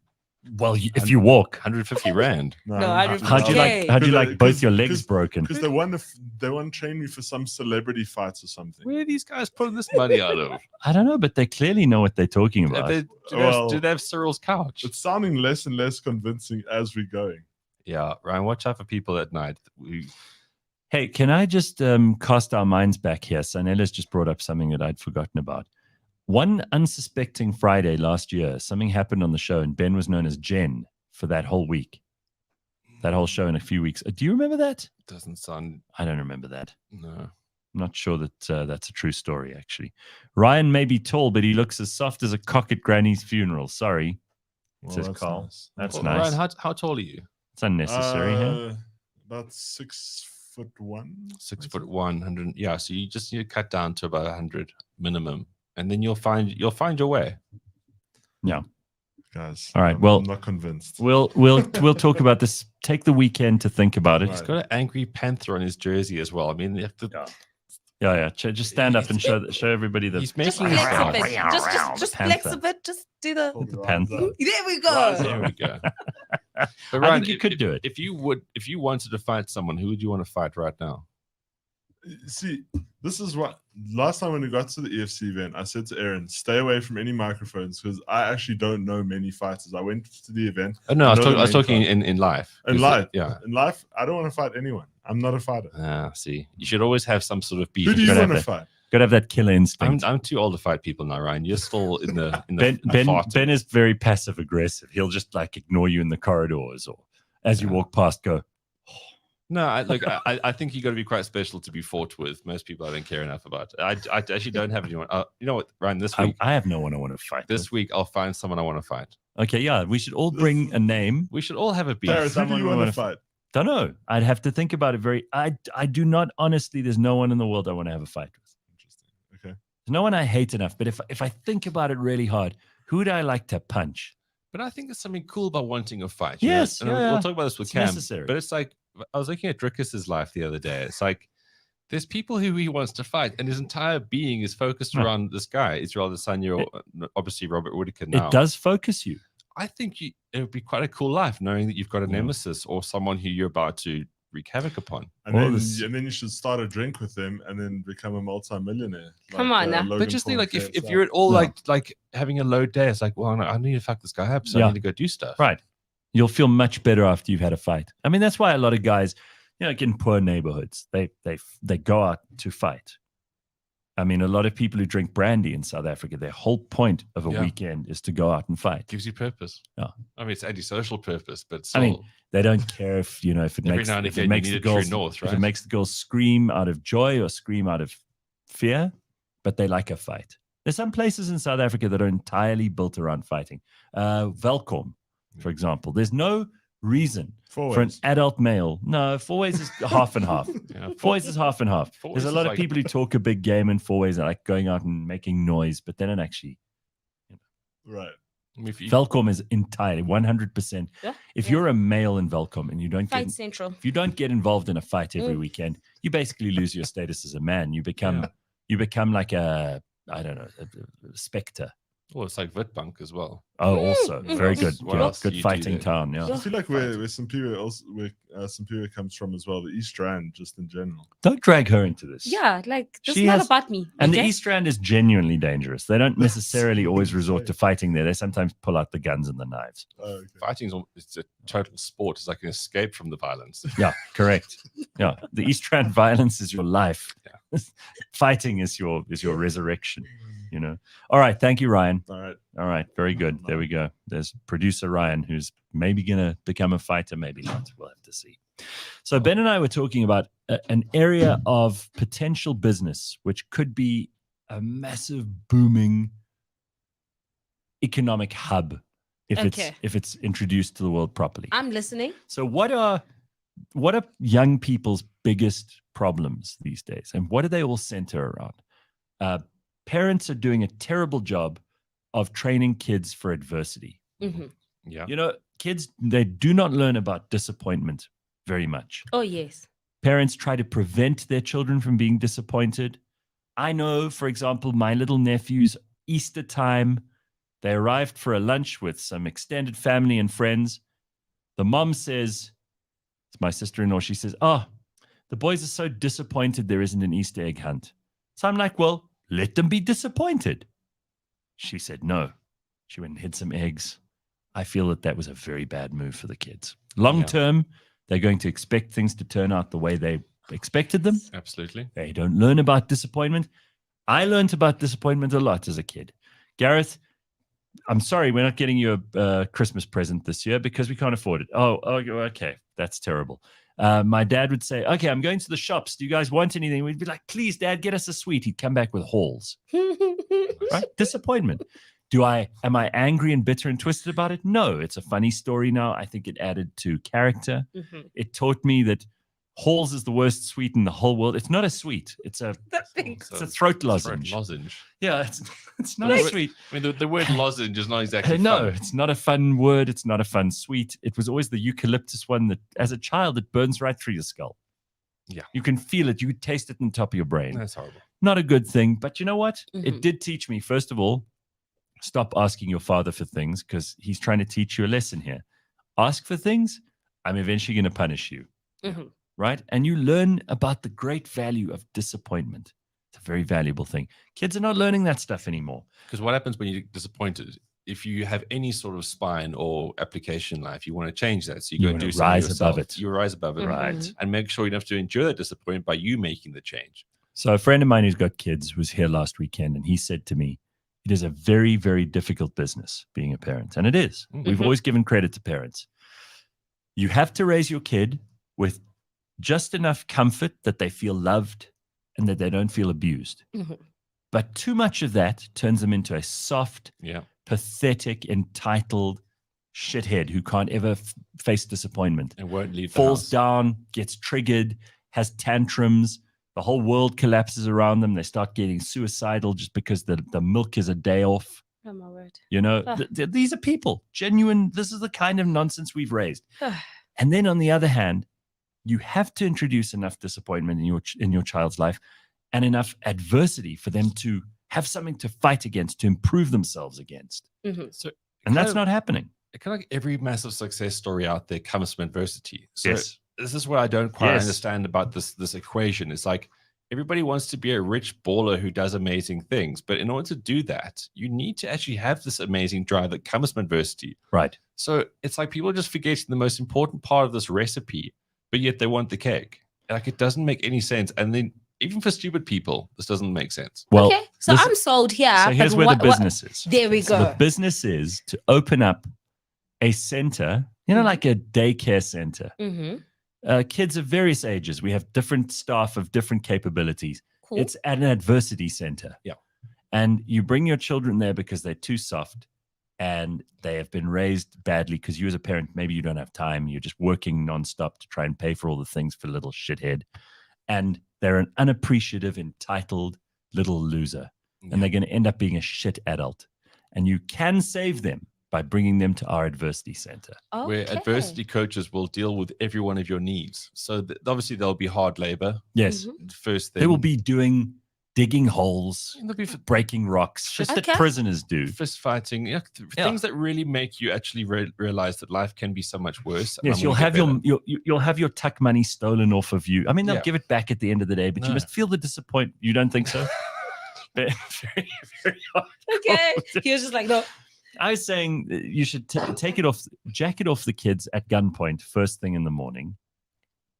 Then you can give it back to them at the end of the day. But for the whole day, they must feel what it's like to actually be hungry and not have money And I think, Okay. I think that was given to them for nothing by their parents. It's an absolute shame how kids don't have physical bullies anymore. They've got cyber Yes, bullies. yes, which is pathetic. It's pathetic. I mean, a cyber bully, they can't actually get you. But they just make your. It's just shit. I think you guys can stop talking from here. You know, Don't you love the idea? But I think it's a great idea. I I've think- seen but I also something like think- this. On On a TV show. Yes, like years ago, there was a show called Nanny 101 or Nanny 101 or something like that. Nanny something. It was a UK show. And basically, it was a similar concept where these parents had like these demons of kids. Like, Yeah. they were just horrible. Right. And this nanny would come in for 1 week, though. Right. So, day one, she would just It's like those dog trainers. Yes, Yeah, she would observe exactly, and right. be like, okay, I see what the issue is. I see what you parents are Yes. doing wrong, but I also see where the kid is just No, look, failing. this is where you're right, Simphiwe. It needs a pre and Yes. then an actual. Yes. And then, And like, then for a 5 post where you- days, she had, it was all her rules. So she came up with rules for the house, for the parents. Mm-hmm. Like, if the kid needs to eat at 3 o'clock, it's 3 o'clock. If they don't eat at And, 3, and if the kid like talks back to the parent, yo, it instant was, clap, yes, it was tickets. they'll learn fast. By day 7, Mhm. that child was A-okay. The parents were also like The taught that- parents were, oh, thank you. yes, and they were like, also don't do this. And they did like a couple of months later, how was the thing? And it was life changing where the There we parents are go. like, yes, we might have not fully implemented Right. all the things that Mhm. you brought in, but there was a change. So I do think that there is definitely, I would invest in room this for this. business. There are a Um, lot of kids in Johannesburg alone that would benefit enormously from this. You could see them. But like, you need an adversity coach. We'll call it a coach to not make Yeah. it sound so like drastic. No, it needs to be. But it's an It needs actual to be someone function. who takes an interest in your life. They Mm. observe you, as Simphiwe says, for a week or so beforehand. Yes. They write down a suggested schedule of adversity Yes. to An grow adversity character. manual, basically. Yeah. And as CliffCentralist says, everybody wants the rewards, but nobody wants to do the work. And what we're trying to do is show you what the work is. So, Yeah. you know, like corporates around the world, they just bend to whatever's trendy, right? Absolutely, because it's run by weak people mostly. Who just want, so it's kind of like parenting as well, because you can only Yes. parent your kids so much, but your environment dictates what goes on here. So you can't be the standout Spartan parent because your kid's going to go, why are you such a dick and everyone else seems okay? Yeah. So you will always parent a bit like your environment. So same with corporates. Now that they have to be so inclusive of everyone's whim. But I reckon we can sell this with enough good marketing. They'll just bend to it because it's the next thing, right? So what if we could They'll scale go this for it, I'm business, telling Gareth? you. Oh, no, this will be huge. Every business needs an adversity coach. Massive, massive You know, like business. you got an HR director, you would have to have an adversity coach. And frankly, people wouldn't get upset about the small things after a little bit of adversity coaching, you know, so the lights are out, so there's load shedding, so someone didn't give you the best medium rare steak at the restaurant. You'll learn to cope with these disappointments in life, and you'll be the kind of person other people want to be around, not moaning the whole time about, oh, poor me, I only have 50 Rand instead of 10 Rand or 100 Rand. There are always people that are worse off than you, and people have forgotten adversity. Exactly. Life has become too comfortable. But this kind of actually reminds me of just while we're saying this, like, isn't this what Dr. Phil kind of trying to bring into all that wishy-washiness? Yes, he did, and he's been largely successful, but unfortunately, Dr. Phil is one man. One man. We're saying we need an adversity center. Yeah. I know that a lot of parents will stay the hell away because they'll think this is a punishment thing for their kid. Yeah, but it's letting the parents give someone else the opportunity to be the bad cop. Right. So that they can still good cop it, knowing that Mhm. they're going to get the balance. Look, ultimately, though, they'll have to bring the kid again and again until you relentlessly. inculcate. Yeah, and I they'll mean, the say, kid "Sorry, will kick and scream and not sorry, enjoy son, We it. got to do this. You know, Right.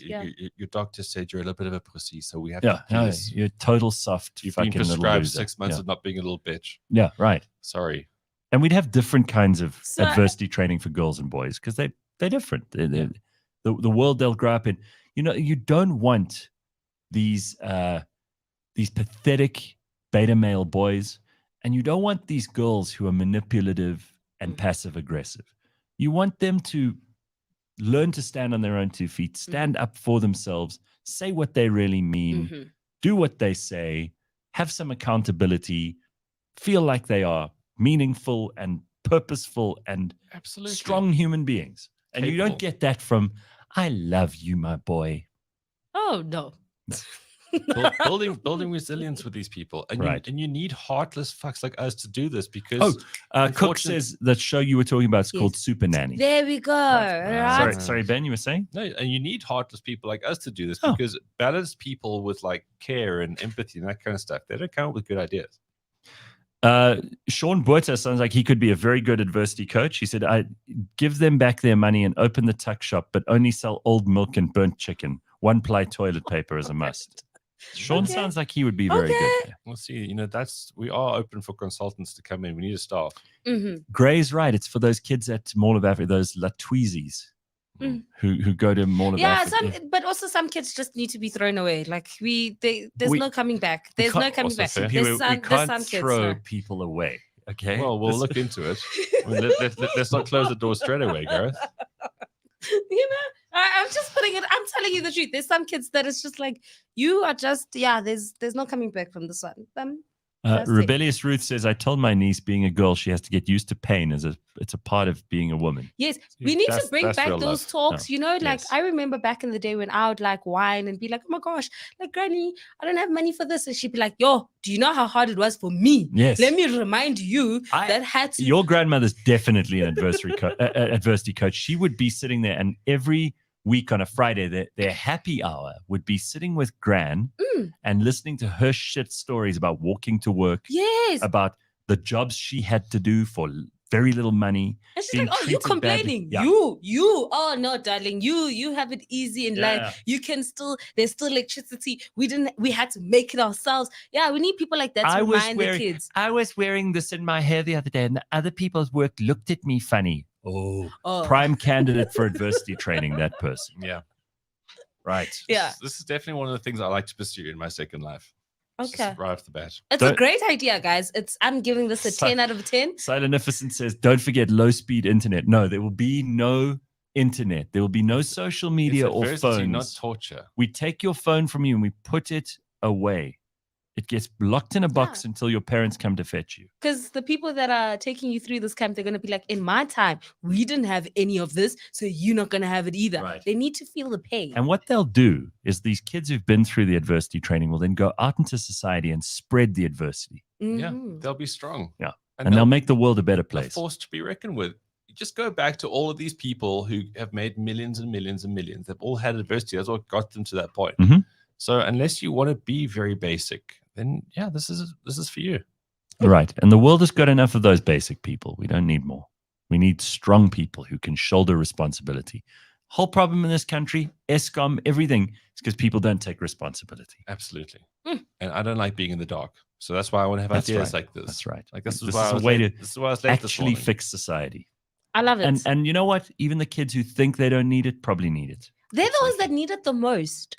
It's always the ones that are like, there's nothing wrong with me. I'm perfect. I'm awesome. I'm the best thing that's since sliced bread. Let me sit you down, sir. Let me sit you down because there's something wrong with you. There's something wrong with you. I remember those movies, again, from our youth where they'd show what it's like in the military, where they'd have people shouting in your face.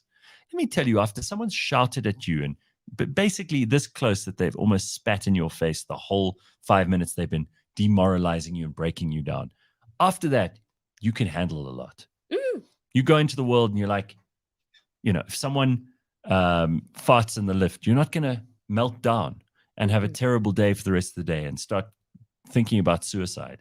You're going to go, well, this is still better than being shouted at like I was yesterday. And have you noticed that like the military at the end, like not the Look whole at how people at the end, they love it. Yes, they are a family and they'll do anything for each other. You know what I mean? They'll take a gun. They would die. Simphiwe is the principal of this adversity training. I'm for this. Because I went through it. And I think since I went through it, somebody else has to go through it. And that's my motto in life. Like I went through struggle, y'all. And I'm not Right. saying that I was born for struggle. That is not for me. No. But I went through it. And I think other people need You to will go through only it. appreciate how good you have it if you've seen how bad it can be. Mhm. And let's just look at this. Paul Drake says the bullshit of getting a medal just for waking up in the morning needs to stop. No, definitely. I agree. Absolutely. Totally agree. All right. Well, I think this is great. Neil says it already exists. It's called Kampstaldraad. Well, I mean, but the- that was a once-off, Neil. That's Oh. the thing. Okay. That was a This would once-off and be- it was badly run. and this would be up the road, close and convenient, not in the Northern Cape somewhere far away where you have to drive the No, children well, look, away. we'll franchise.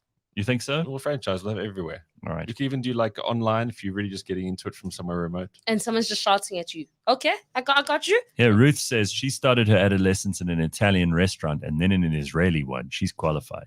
She could be an adversity trainer. She's definitely on the staff. Gareth, this happens in corporates as well. The graduates come in and within 2 years they want to be managers. There's no concept of starting at the bottom these days. Yeah, bring back. Okay, can I just say this in the corporate world? I just have to get this, especially for the interns, right? Yeah. Bring back the days when the interns had to make coffee for everyone. You know, they had to be there at like Yes. 5:30. Now They they'll- had to clean up Now after they'll go everyone. to HR and complain that they're being Yes, mistreated. And then, like, for 6 months straight, that's all they're doing. They've not touched a single project. They've not touched a single Right. brief. All they're doing is making coffee and making sure Mhm. that the office is clean, because that's going to teach them, all right, to always show up. And there's a moral to the story why you have to do that, but you have to do it for you to understand And it. I do think this is quite useful. Shani says, remember finishing schools for girls? They should have a handyman mechanic school for future good husbands. I think people must learn good skills again. And this could be part of the adversity. If you've never picked up a hammer and hammered in a nail as a man, I feel like this, you this don't- is the you're day actually I not a get to man. get. So I taught Gareth this term, indota must, you know, and it's basically going back to this. So a man must be able to, Right. and I think the handy produce stuff. good quality men so that women want to Please. marry them. This Yes. really is a good conversation to finally have a fighter in the studio with, right? Because now we're talking about using your hands with purpose, having real skills. Uh, I mean, Cam, this wasn't planned, but this is how we've introed this whole thing today. we were worried we weren't even going to see you because apparently you thought the interview was at 8. Yeah, I thought it was an 8. And All right, Cameron Saaiman is South Africa's UFC fighter. You can find him on social media at Cameron Saaiman. We'll put his name and his handles up on the screen. Former EFC bantamweight champion. He won at age 21. He's one of 2 active UFC fighters coming out of South Africa, and you're fighting internationally, which is amazing.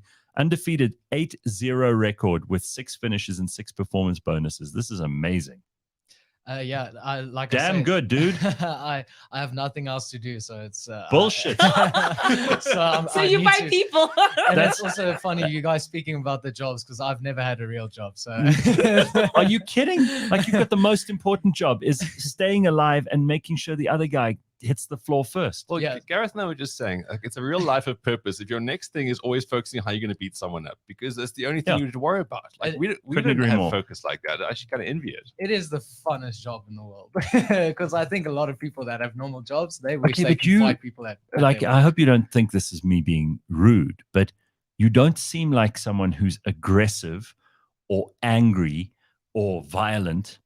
And a lot of people assume you have to be those things in order to get into fighting. You seem like a really nice person who any of us might meet at a bar or a club or whatever, have a few drinks with and go, geez, he's a really nice guy, huh? Yeah, He it's- seems like a good guy. Yeah, Yeah, you know, you're not that's- bad looking on the eyes as well. So. Oh, wow. Simphiwe, your gran just called. She said, are you married yet? So she Peter's wants to grand know. is outside right now.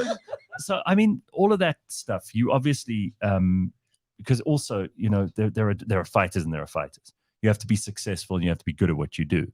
But people assume that it comes with all of these other things that are not necessarily part of it. Yeah, I think it's a front. I'm actually very aggressive and Are you? No. No, I was gonna say. No, I think it comes down Did to you not being... see how he shouted at Ryan for not having coffee? yeah. I was on mute when that happened. So no, I think it just comes down to being, you know, I think the sport has evolved so much that it's to the point where you have to be a super professional athlete, Right. because we're not cage fighters anymore. We are Sure. very professional athletes, and I take my job very seriously, and everything around the sport I'm obsessed with. So, you know, everything when it comes to mobility, dieting, recovery. All right. So what's your day to day if you're not fighting anyone tonight? What is your day to day? You wake So- up, you Do you start training straight away? You've got a very strict eating regimen. Yeah, definitely. Especially in camp, we train about 3 to 5 hours a day, and that's excluding recovery work, physiotherapy sessions, mobility sessions. So it takes up a lot of your day, and then the rest of the time you are trying to do as little as possible to try and recover for the next day, because you're doing that 6 days a week. So we total at about anywhere from 17 to 20 sessions a week. Jeez. And then we have recovery sessions to do as well. So is it hard for you to find people to fight so that you can keep upskilling yourself if you're as good as you are? Thankfully, he doesn't have to find them himself. He's part of the UFC. No, but you know what I mean. Like if you end up fighting the same people in those 20 odd sessions a week, you're not going to learn anything new. Oh yeah, no, I mean for training. Okay. This is exactly what I'm talking about. So he has to learn new skills by fighting new people, developing new techniques. And unless he's fighting people who are as good as he is, and there are not a lot of those, he's not going to get better. Yeah, I think it also is breaking down quite well. I think we do you do anywhere between 5 to 7 strength and conditioning sessions, and then you do wrestling sessions and stand up, and then you spar. So sparring is where we fight each other. That's our favorite session of the week. That's on Saturday. So all right. So again, I just have to ask this for people who don't know the sport as well as Ben does, for example. And there are a lot of people in the comments who do and who already know you and are massive fans and all of that stuff. But a lot of people would assume, okay, you must have grown up in like Krugersdorp and had to fight your way out of for every meal and that kind of shit. That's not how it is. This is a professional sport that you took on. What kind of a childhood produces someone who's as good at fighting as you are? What were you like at school? I still remember in the 6th grade, I remember one of my friends were going to fight like the classic bully at school. Yeah. And I just started crying my eyes out. I was like, this is so you intense. Weren't a fighter at school? No, not at all. No. I think I was a big fan of all sports, and I still am. I'm a massive fan of. What sport did you do at school? I played rugby, like most Afrikaans kids were forced to do, So and played cricket, swimming, athletics, did everything. And then when I started kickboxing at the age of 12, then I left everything else just to focus on that. So I thought it was the coolest sport in the world. So I wanted to spend all my time on that. And when did you realize you were good at it? So only at like age 14, I was like, okay, this is, but I mean, age 14 is a good time to start becoming good at something. Yeah, but I also I'm in my 40s. I don't know what I'm good at. I also got beaten up for 2 years, at age 12. So. See, adversity coaching. Someone put adversity on it, and that's why he's that. Yeah. No, so I was also very lucky to be surrounded by great people, So at Team CIT, you mentioned about the training partners. We train with a lot of the same guys, but they are super talented. We have guys from Northern Africa, from the Congo, from Angola, stuff like that. Sure. We have local guys here from South Africa as well, and super talented, and everyone brings a different aspect and almost rhythm and strength to the training session. So where you're struggling with one guy on stand up with boxing, you're struggling with the next guy with wrestling, So it's this. So what's the difference between someone who enjoys kickboxing and they stay fit with MMA or whatever, but they're not a professional fighter? What's the difference between you, who's a professional fighter, who people will pay to do this, and this is your career, and those people who just do it for a sport? When does that click over? That's a very good question. I think it comes back to that type of professionalism when you are really focused on all aspects of the game, where you almost come to the point where you are doing a certain amount of calculated sessions per week with the goal to strengthen some aspects of the game. And then obviously you have to go through amateur ranks. You have to fight in MMA registered events before you can go for a pro license. So everyone that fights as a pro, they basically have a license. You have to go for tests. So there's a governing body that tests you on. You need a license to fight. License to fight, yeah. So Love that's and then after that, once you get your it's like a golfing pro card. Once you get that, then you can turn pro. So So I just want to go back to the whole kickboxing thing. So how did you start? Was it like a Jean-Claude Van Damme movie that you watched? Was there a particular kid in school you thought you wanted to fight like? Yeah, so it actually started with the EFC. So my dad was a project manager for Carnival City, and I just happened to be there one night because I just didn't want to stay at home. So he's like, "Okay, you can come to work, just don't bother me." And Just don't bother me and don't gamble. See, that's adversity training. Yeah, so he's just like, It's "Don't good bother me." parenting. That is really good. To take a girl child to work day. Take your son to work and say to him, "Don't bother me." Then you know you got to. This is a real man. I like your dad already. Yeah. And then I bothered him, so he's like, "Just go into the big top, just go watch the fight, just leave me alone." And it wasn't that bad. He's actually very nice. So yeah, he was just like, "Yo, go watch the fights and check if you enjoy it."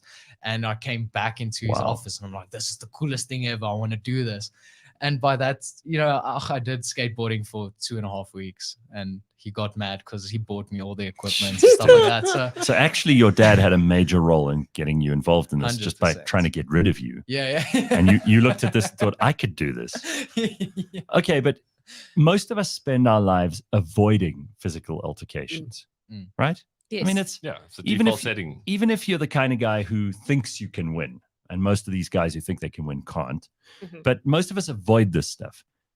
Are you at all worried about the pain of being kicked in the face or being like kneed in the groin? These are things that most people don't want to happen to them. For you, it's a possibility on the job every single time you get in there. Yeah.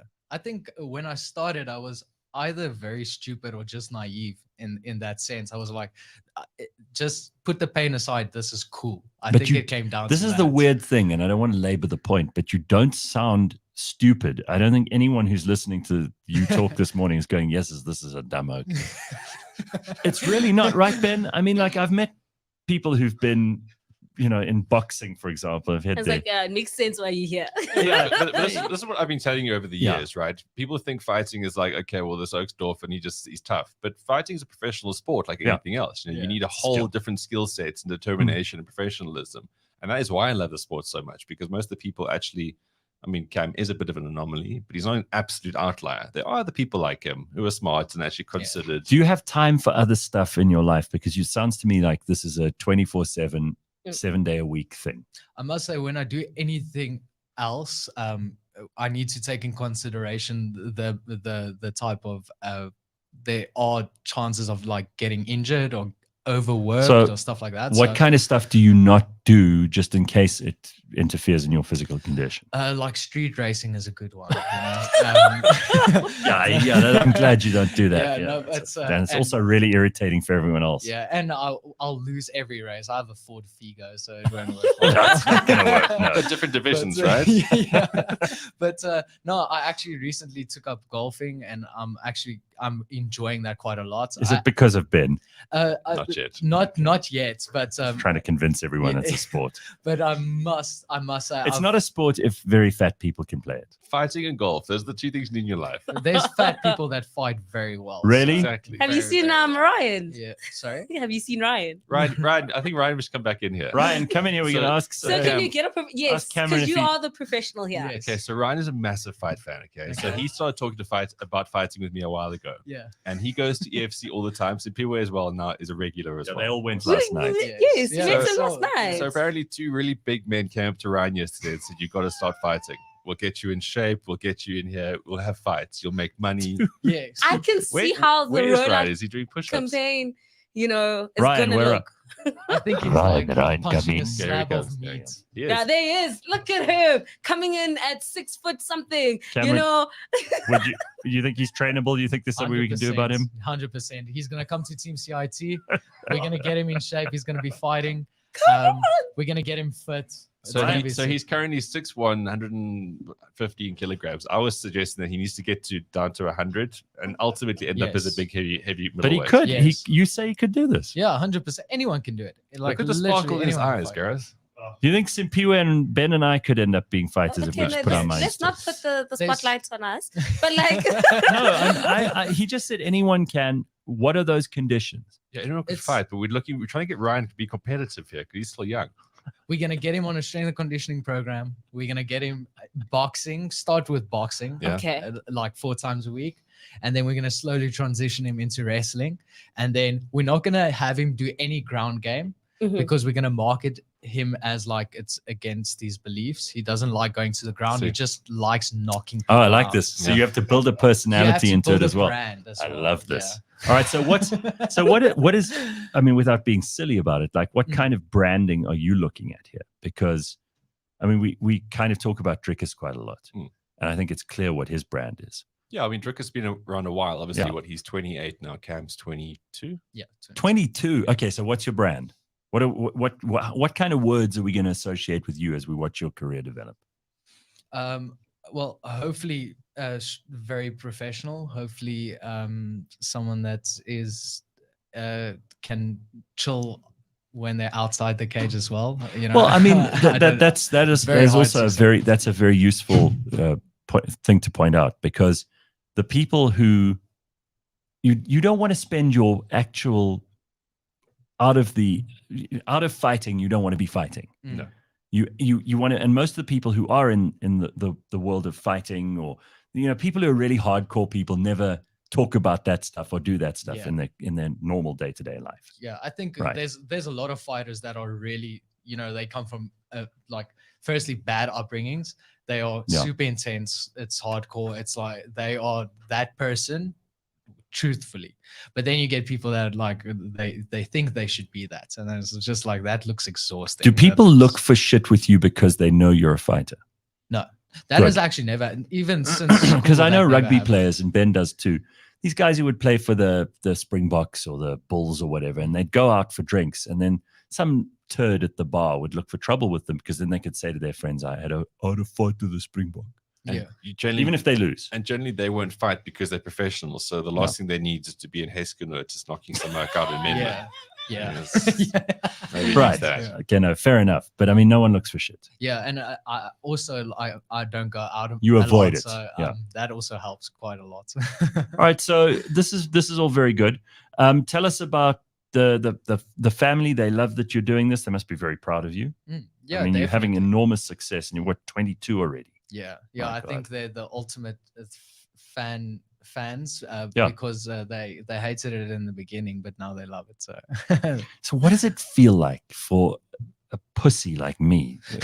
What does it feel like to fuck someone up and then get paid for it and win? If you watch some, what does that feel like? Do you know what I mean, Ben? If you watch Cam's fights the last sort of 18 months, like it's not just, it's fucking brutal actually. Like, it is brutal. There's been like he's had violent fights. Like, what does it on feel the right like? side of it? Yes, no, sure, but this is also your job. What does it feel like?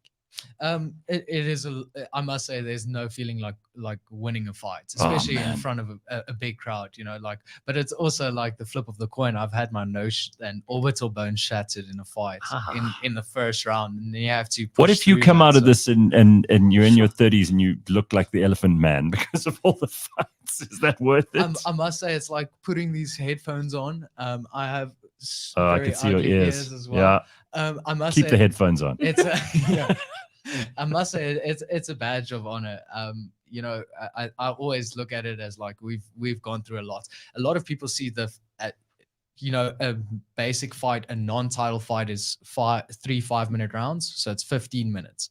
So at most they can see 15 minutes, but before that it's 8 to 12 weeks of preparation, and it's in-depth preparation. It's weight cutting. Weight cutting is massive. I walk around at like 73 kilos. I fight at 61, so I lose 12 kilos. Ripped like a township dog here. Now, so like again, we're going back to like Andre the Giant and weights and turds and stuff. He has to drop down 12 kilograms to fight. If you lose 12 kilograms, you feel like you're about to die, right? Yeah. No, I'm close to death then. So there was actually a question here from Ricky asking, like, what do you weigh? So you've dropped to 61, but what do you actually weigh when you get into the fight typically? So that's also a very sweet science, is almost the reload after the cut. Because and shout out to Coach Scotty McIntosh from the Yard. He's absolutely brilliant. I've been working with him for I can't even remember, since I was 17, 18.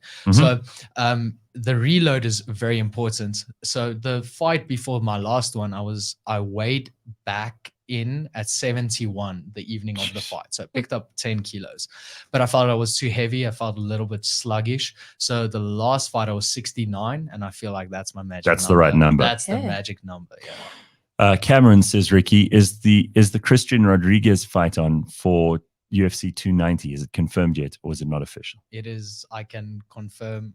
I think it's the first time I'm confirming it. I'm posting it later today. There we but, go. uh, All right. wow. Yeah, Christian Nice. Rodriguez. Yeah, UFC 290 International Fight Week, 8th of July. So That's it. I mean, like that's huge because you're a massive fight fan, and now you're going to be at International Fight Week as a fighter. Like, yeah, it just gets That's pretty amazing. it's always weird as well. Like we on the podcast we also chat about it, and my co-host is like, he still sometimes forget. Like I even forget like. The stuff we talk about every single week, I'm a part of that, and it's like Yeah. it's so surreal. And then you see these guys you look up to, and it's like, what? Max Holloway? So on that note, You know? Congo Chris wants to know here, did you enjoy wrestling growing up, and who was your favorite wrestler? Oh, that's a WWE. Were you into it? WWE Yeah. wrestling. Yeah. Oh, okay. Oh, yes. Yo, I your love face that. just lit up. I love because my brother is like 7 years younger than me. So, shame that poor fellow. He was getting pile And drivers, yes. DDTs. Just dropping him on his head. Yeah. And my room was like in an attic. It was weird. I had like an attic room, so there were like these railings with stairs going down. So on the yes, So you were breaking looking- the rules, and they're like, "Don't try this at home, kids." So, yeah. So you would like balance on the, it was so dangerous, but you would balance on those railings. Yeah. Like if you fall back, you're falling back onto stairs. But if you jump forward, you're jumping onto the bed and you're jumping onto your brother. So Oh you my just, God, poor him. Yeah, it was so sick. But to Is he answer- still alive? yeah. Wheelchair, but yes, fine. But I must say my favorite, and I think He wheels into your fight sometimes and sits in the front row. At least he gets that I'll privilege. show you guys a photo of him. He's an absolute specimen. Because also, yeah, people always assume you have to be enormous and you have to have a lot of ballast and weight. Mm, But I mean, you say 69 kilos is like your ideal weight, yes. and you're not like tall, No. but Jesus, you can fight. Yeah. On one of the stats, they said I'm 6 foot, so I'm gonna claim that. Okay. But only on one of them. The rest right. of it says I'm 5'9". So, Eh. but to answer that question, Rey Mysterio Okay. was my favorite wrestler. I loved him for that acrobatic side, and then obviously John Cena was just a crowd favorite. So Can't see me. yeah. Simphiwe, is now? you're a big fan of this stuff. Why are She's you from so the much- East Rand. Yeah, she's from the East End. She wasn't allowed out unless she's seen 3 hours of violence on TV. Simphiwe's- what do you want to ask? I'm not going to dominate the whole No, conversation here. No, because this is like new to me. Like I am glad that I went yesterday. I don't think if I didn't go yesterday, I'd be like, this is such a boring conversation. Like, But why- now you've seen it. I've seen it, and I will say, last night the most interesting fight was with the women. The right? ladies. Yes, the I ladies agree. came in and Is they that were because you're a surprise woman fight, or is just no, they were actually aggressive. So- They came in and they were punching, unlike the guys. They were just still. It felt like the guys are just like, what's going on here, Chief? I love watching the ladies fight because it's almost there's no hold bar, no ego involved. It's just like they come forward, they try and throw volume. The ladies fight yesterday was massive. Wow. I walked to Graham and I was like, pay them bonuses. You They see? saved the card. See, so you again, Okay, Simphiwe, we're not making this about me. Thank no, you very but much. it sounds to me like you love this. You know about the WWE all those years ago. and you just find the highlights of last night. Right. You picked it up. She picked it like a commentator would take years to learn that skill. Yeah, like I like being behind the scenes, like understanding the game. Like now that I kind of understand what was going on last night, when the main fight was taking place, I was like, let's go. My Yeah. money's on Kruger. Let's She go. was And- pulling off clothes and like screaming. There is nothing like a live fighting event. Yes, and It's I did not know super anything crazy. about the guys, but I learned.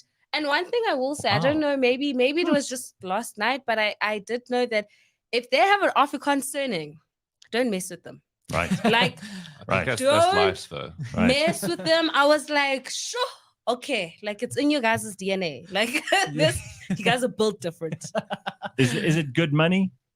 If Like when you get to the top Yeah, if levels, you- like you're yeah. getting there? if you're fighting at like the top in some of the best organizations in the world, you can definitely, if you work well and not like dumb fighters work with their money, it can be worth it. But I must say, especially if you're starting it from here, if you're doing it here, you really love the sport. It is really hard to make a living. You rely a lot on sponsors to, get through camps. Camps are expensive, and it's physically exhausting, right? I mean, you're going in there every time could be the time that you lose really badly, and you have to It's start not just so from much scratch. that, it's like how you got to prepare, because the sport mixed martial arts, it's mixed. Okay, so Yeah. you need various martial arts, all in the name. So you have to have various coaches. You can't just be a guy like, cool, I box, I'm now going to do this. You got to pay professionals to craft you into this absolute fighting machine, and the money you earn from that locally doesn't balance with that. But do you drink, smoke, take drugs, listen to music, go to parties? None of that shit. You can't do any of it. A lot of people do. Like, I drink after fights, but I Okay. don't smoke. I don't really. I don't think I've ever been in a club as well. Like, Well, you've done well. I mean, I'm telling you, I've been in many, and it's Gareth done spent nothing for years me. and then look at It's him. done nothing for me. yeah. So I think it's Barely just sit up straight. I've seen more fights than you have, though. 100%. And more women fights than you, Simphiwe.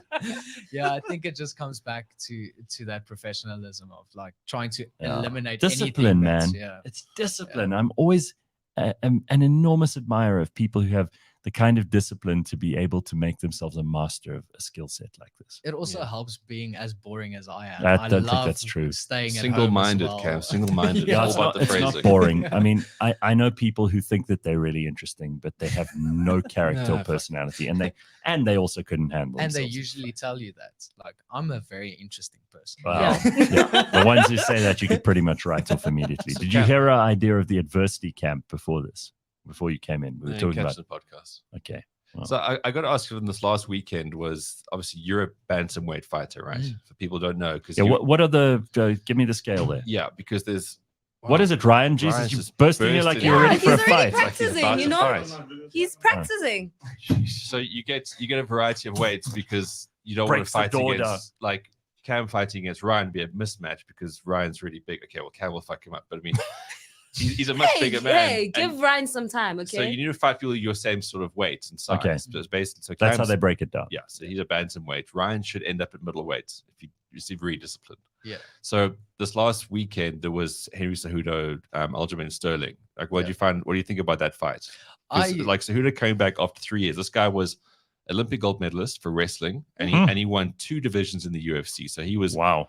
probably Okay. one of the best combat sportsmen out there. He went away for 3 years to become a dad, and then he came back and fought for the title and lost. Yeah. Was that a surprise? Mm. Because I didn't think he was going to beat Aljamain either. Yeah, I had Aljamain and I got numerous messages telling you crazy, that fight, that's a bad call, that's a bad prediction. Aljamain won. And I do think it was a frustrating fight to watch because what my mental coach has said it numerous times. If you want to be the best in the world, and especially if you want to put on a show, you have to fight like you have nothing to lose and you have everything to lose at the same time. You're gonna have to go in there and just go balls to the wall, go for it. And it just felt like in that fight, not one of them tried to do that. Yeah. Absolutely. And I think Cejudo could have won that fight if he just, pressed on the gas a little bit, and he didn't. So it is a very interesting fight. Aljamain is super technical, and I think he's very underrated. And as we climb the ranks, I'm gonna definitely just keep a close eye on that, especially that top 15, because everyone in that division is so good. So Ricky, who's obviously a big fan here of you and of UFC, says UFC 290, in my opinion, is the best card so far for the year. Wow, Cameron, to be on an international fight week card must be so amazing. It's like the annual WrestleMania event of UFC. yeah, Oh, definitely. there's 2 title fights on that night alone. It's absolutely massive. So getting back to your division though, so now Henry's probably going to retire. He came in, didn't realize he wasn't that great anymore. Yeah. And now Sean O'Malley's next in line. But like from there, like, do you think that's going to be interesting fights? I mean, obviously it will be because of who they are, but Aljamain's skills are obviously just going to nullify O'Malley, right? Yeah. That's the impression I get. Like, he's the champion, so he will nullify all the things. He doesn't have to work too hard. Yeah, I've said it a few times before with people who ask about that division especially, and I do think we'll be taking the title from O'Malley. Whether that is him losing to Aljamain, coming back, Aljamain moving up to featherweights, O'Malley beating Marab and then being champion. There's certain guys you're gonna face. When I was in the EFC, I knew I was gonna face Billy Westhuizen, and that happened. I knew I was gonna face Hoof van der Beer. No one said that. It's just like you get that feeling of like somewhere we'll meet. Sean O'Malley is exactly the same. We're going to be talking. Fuck him. I've never liked Sean O'Malley. Yeah. Well, that'll be a fascinating. Do you know him? Do you know what's the fascinating fight? I have no idea who he is. I'm a massive fan of Sean O'Malley. Okay. It's literally one of the. It's such. But you want to fight the people you admire. Yeah, 100%. I think because after the Contender Series, when I won my UFC contract, so I finished the guy, knocked him out in the third round. I was walking out, and Sean O'Malley was sitting in a suit, and he actually stood up and he like reached out to give a fist bump. Wow. And I'm like, Now I see why you want to beat him up. What's up, Sean? What's up? I'm a massive fan. And as I'm walking away, I'm like, that guy's in my division. Why did I just like fangirl about that? Yeah, well, so listen, dude, it's so good to have you here. We're gonna bring George into the conversation too. George, how are you, George Meany? Good and you, Gareth. Good. Listen, I got to congratulate George. You guys posted this on social media yesterday, and I haven't shared it yet because I wanted to play it on the show first. But Auto Trader have actually done something that hasn't been done in a long time. They've made a funny ad. All right. Wow. The advertising. No, seriously, George, massive credit to you. First of all, this is brave. It's cheeky. It's exactly what we need in advertising because ads have become so boring. And I love this. Take a look at this. It's taking the piss out of everything and everyone all at once. And it's fun. And it's not a shitty ad in any way, shape, or form. I absolutely love it. Look at this quickly.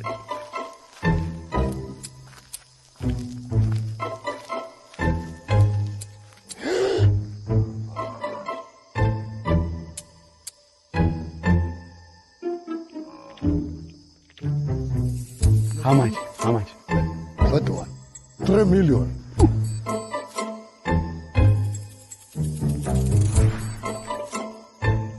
Can I pay now? Yes. Here's my couch. Bring it.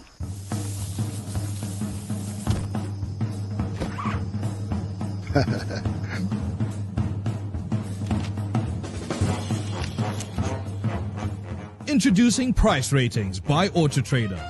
Now you can shop smarter, not harder.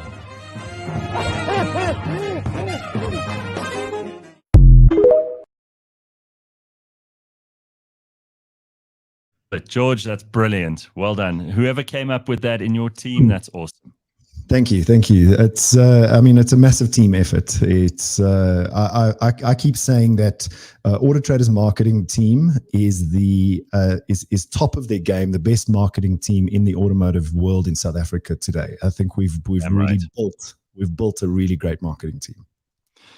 All right. Well, I'm sorry that you're not in studio with us this morning. You could have met Cameron, and you could have brought him onto your team to sort out any of those people who aren't necessarily pulling their weight in Auto Trader. Okay, so Cameron, Ben, and Simphiwe. Yeah, no, it's a full studio this morning. Borge, can you hear us? I'm there. Yeah. Okay, cool. What do you got for us this morning? So we'll talk about price ratings in a second, but in the week you asked me a question when I was in the comments, and Yes. and I made note of it. Your question was, what does one need to carry in your car in case of emergencies? Right. Does anybody I here remember. have an emergency Pepper spray. thing? You have pepper spray in the No, car? I'm saying that. snacks. Snacks. Simphiwe? Do you keep am I the only one who has like a zombie apocalypse bag Yes, in the you car? are. I Yes. mean, there's I've got already... a blanket in my boots. Okay, yes, I have a jacket all the time. All right. That's about it. I never thought of it. You don't have an axe? Am I the only one who has an axe? Where do you For what? drive? did you I get have that like a axe? first aid kit in the boot, but that came standard with the What car. would you do with an axe is a better question. If you need to chop wood For what? or attack someone who is a zombie, an axe is a good thing to have. You don't think about this? None of you Yeah, think about this? I have the best solution for a zombie apocalypse. All right, Okay. go, George. We're listening. Treadmills around the outside of your house. No, George, no. That's fine for the slow zombies. What do you need to have in your car? So usual things. I've got a list of usual things, like things that actually are useful, and then a list of unusual things. So there's a list of usual things, which are the boring things. A no spill petrol can. Yes.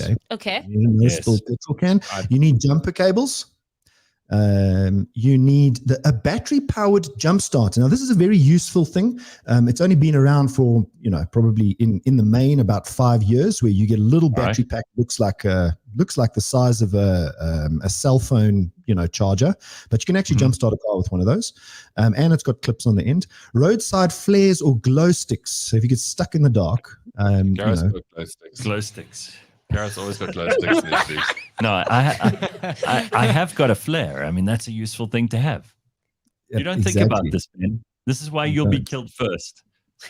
So, a flare serves two purposes. You can point it horizontally, or you can point it vertically. You decide which one. Right. Sorry, Gabe, where do you go? You need a flare, Gareth. Ben. How do you drive home that you need an axe and a flare? Ben, you never know when you need the stuff, and it has come in handy. I can promise you. Have you used I it? keep a first aid kit in my car. Yeah, I also have that. Right? That's You also have that. Now suddenly you've got No. I said I have it, but that came with the car. So I didn't even think I needed it. I bought the stuff and I packed it myself. It's in a bag. Gareth, I'm worried about you now. I'm just like, what's going on in your life that you have all these things in your car? Semper paratus. He's of a always be mature age. prepared. This is the thing. Man. No, listen. If any of you trip and fall and break your nose now, I've got bandages and shit in the car. I've got all the surgery stuff that I promise you, it would be helpful. What are you going to do otherwise? Sit here and bleed to death? Oh, cool. You'll be going to check if the alcohol inside that first aid kit is still even there if you bought the car. It is. It's pure ethanol. Carry on, George. What else is on your list? So far, I'm unimpressed. A tire inflation canister. You need something that can inflate your tires. Obviously, spare tire and a jack. First aid kit. First aid kit's important. Very good. I think it's important. A towing strap or chain. So, what if you need to be towed out of there? See, Ben, a chain. You don't have a chain, do you? I don't have space for anything outside of a blanket. I'm a chimney. If I put the stuff in there, I've got nothing in there but me. Yeah, so my Figo is... So you guys, I'm really...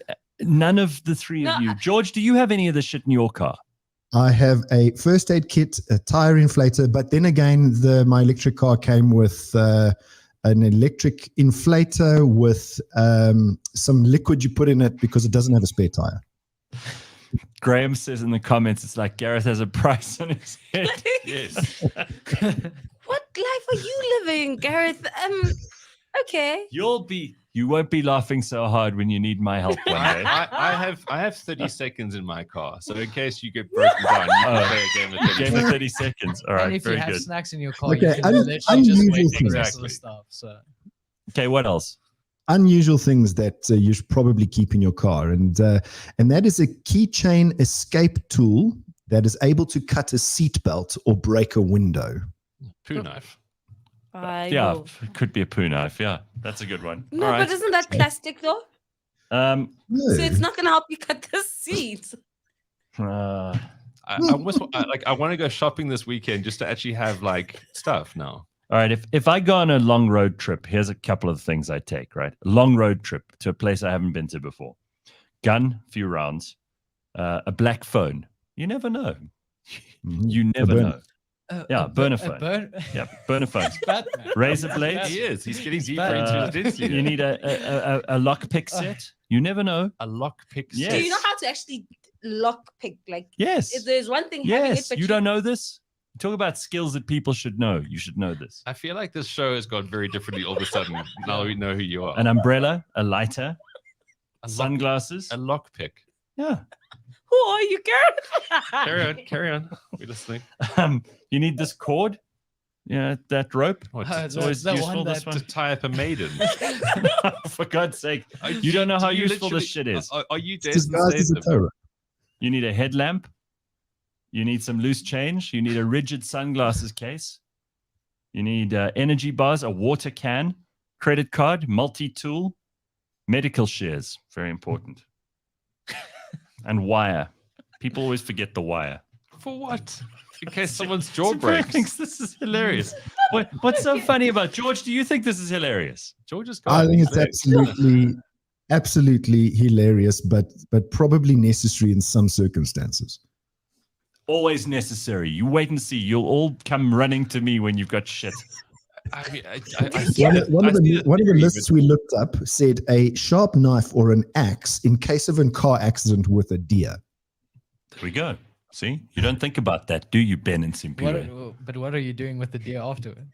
You're gonna chop it up and eat the thing. That's why you need the axe. And that's why you need the lighter to cook it. Oh my obviously. word. Sure. Okay. All right, George. What else is on that list of yours? This is good. The list is very long, and I wanted to spend a minute or two just telling you about price ratings in terms of that ad. So yes. Okay.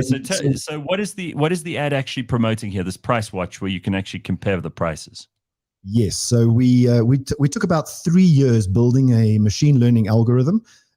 We threw 2 years worth of data at that machine learning algorithm, and now the algorithm predicts whether the car is priced high, priced great, priced fair, or priced low.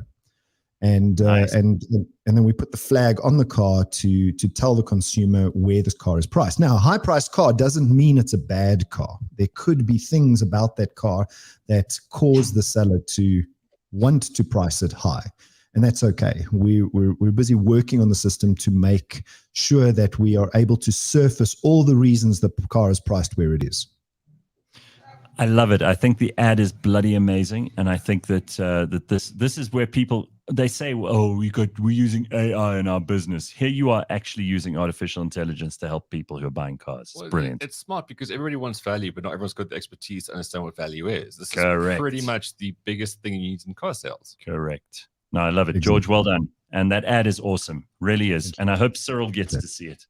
I was watching to see if Ben was impressed because he's in that media world. So exactly. his face didn't go. Not a lot of funny ads around these days. I love it. Zero. All right, listen. Thank you very much, George. We will see you in a week's time. Cameron, thank you so much for coming in, dude. It's really great to have you here. I don't know why your screen just froze. That's why Ryan walked in. I thought he was looking for a fight. Remember, July 9th. So you got to wake up super early to watch him because it'll be Vegas. So what, like 3 a.m. probably? Yeah, 3 a.m. Well, I'll obviously post about it because now you guys realize who's going with you. You're taking. So head coach Morne Visser, the mastermind behind everything we do, and then obviously Drickus is fighting, so he's going with. Our mental coach, our Mexican friend Henny Engelbrecht is going with. And why do you laugh, Ben? Because he's not Mexican, obviously, but he looks kind of Mexican. He looked not kind of. He's Mexican. He's as Afrikaans as they come. He's so Mexican. People in Vegas they start speaking Mexican. Yeah, they speak Spanish to him, and then that made my day. So all right, no, I love it. So okay, we'll all be watching, and it's very good of you to come in here this morning and talk to us. It's been a long time coming. Well done, Ben, for organizing it. Simphiwe is definitely into wrestling, and for all we know, Ryan will be a fighter soon. Yeah. Yeah. Start the boxing, Ryan. Let's go. You have no choice. You have a lot of people now keeping you accountable. Every week, Ryan, we're going to ask for weight. We're going to ask for training. Gareth, you got this. I've actually got a boxing bag at home which I don't use. I'm going to put it up here. I'll bring it. It's nice. It's like a brown suede. It's really okay. That sounds good. Nice. We'll have that, right, Simphiwe? Yeah. And then Ryan could just pound it with his bare knuckles. He'll bleed for the first month, but after that. And Simphiwe will be the adversity coach. We've figured this all out. Everything's happening, everybody. All right. Have a happy day. Cheers, everyone. Enjoy your weekend.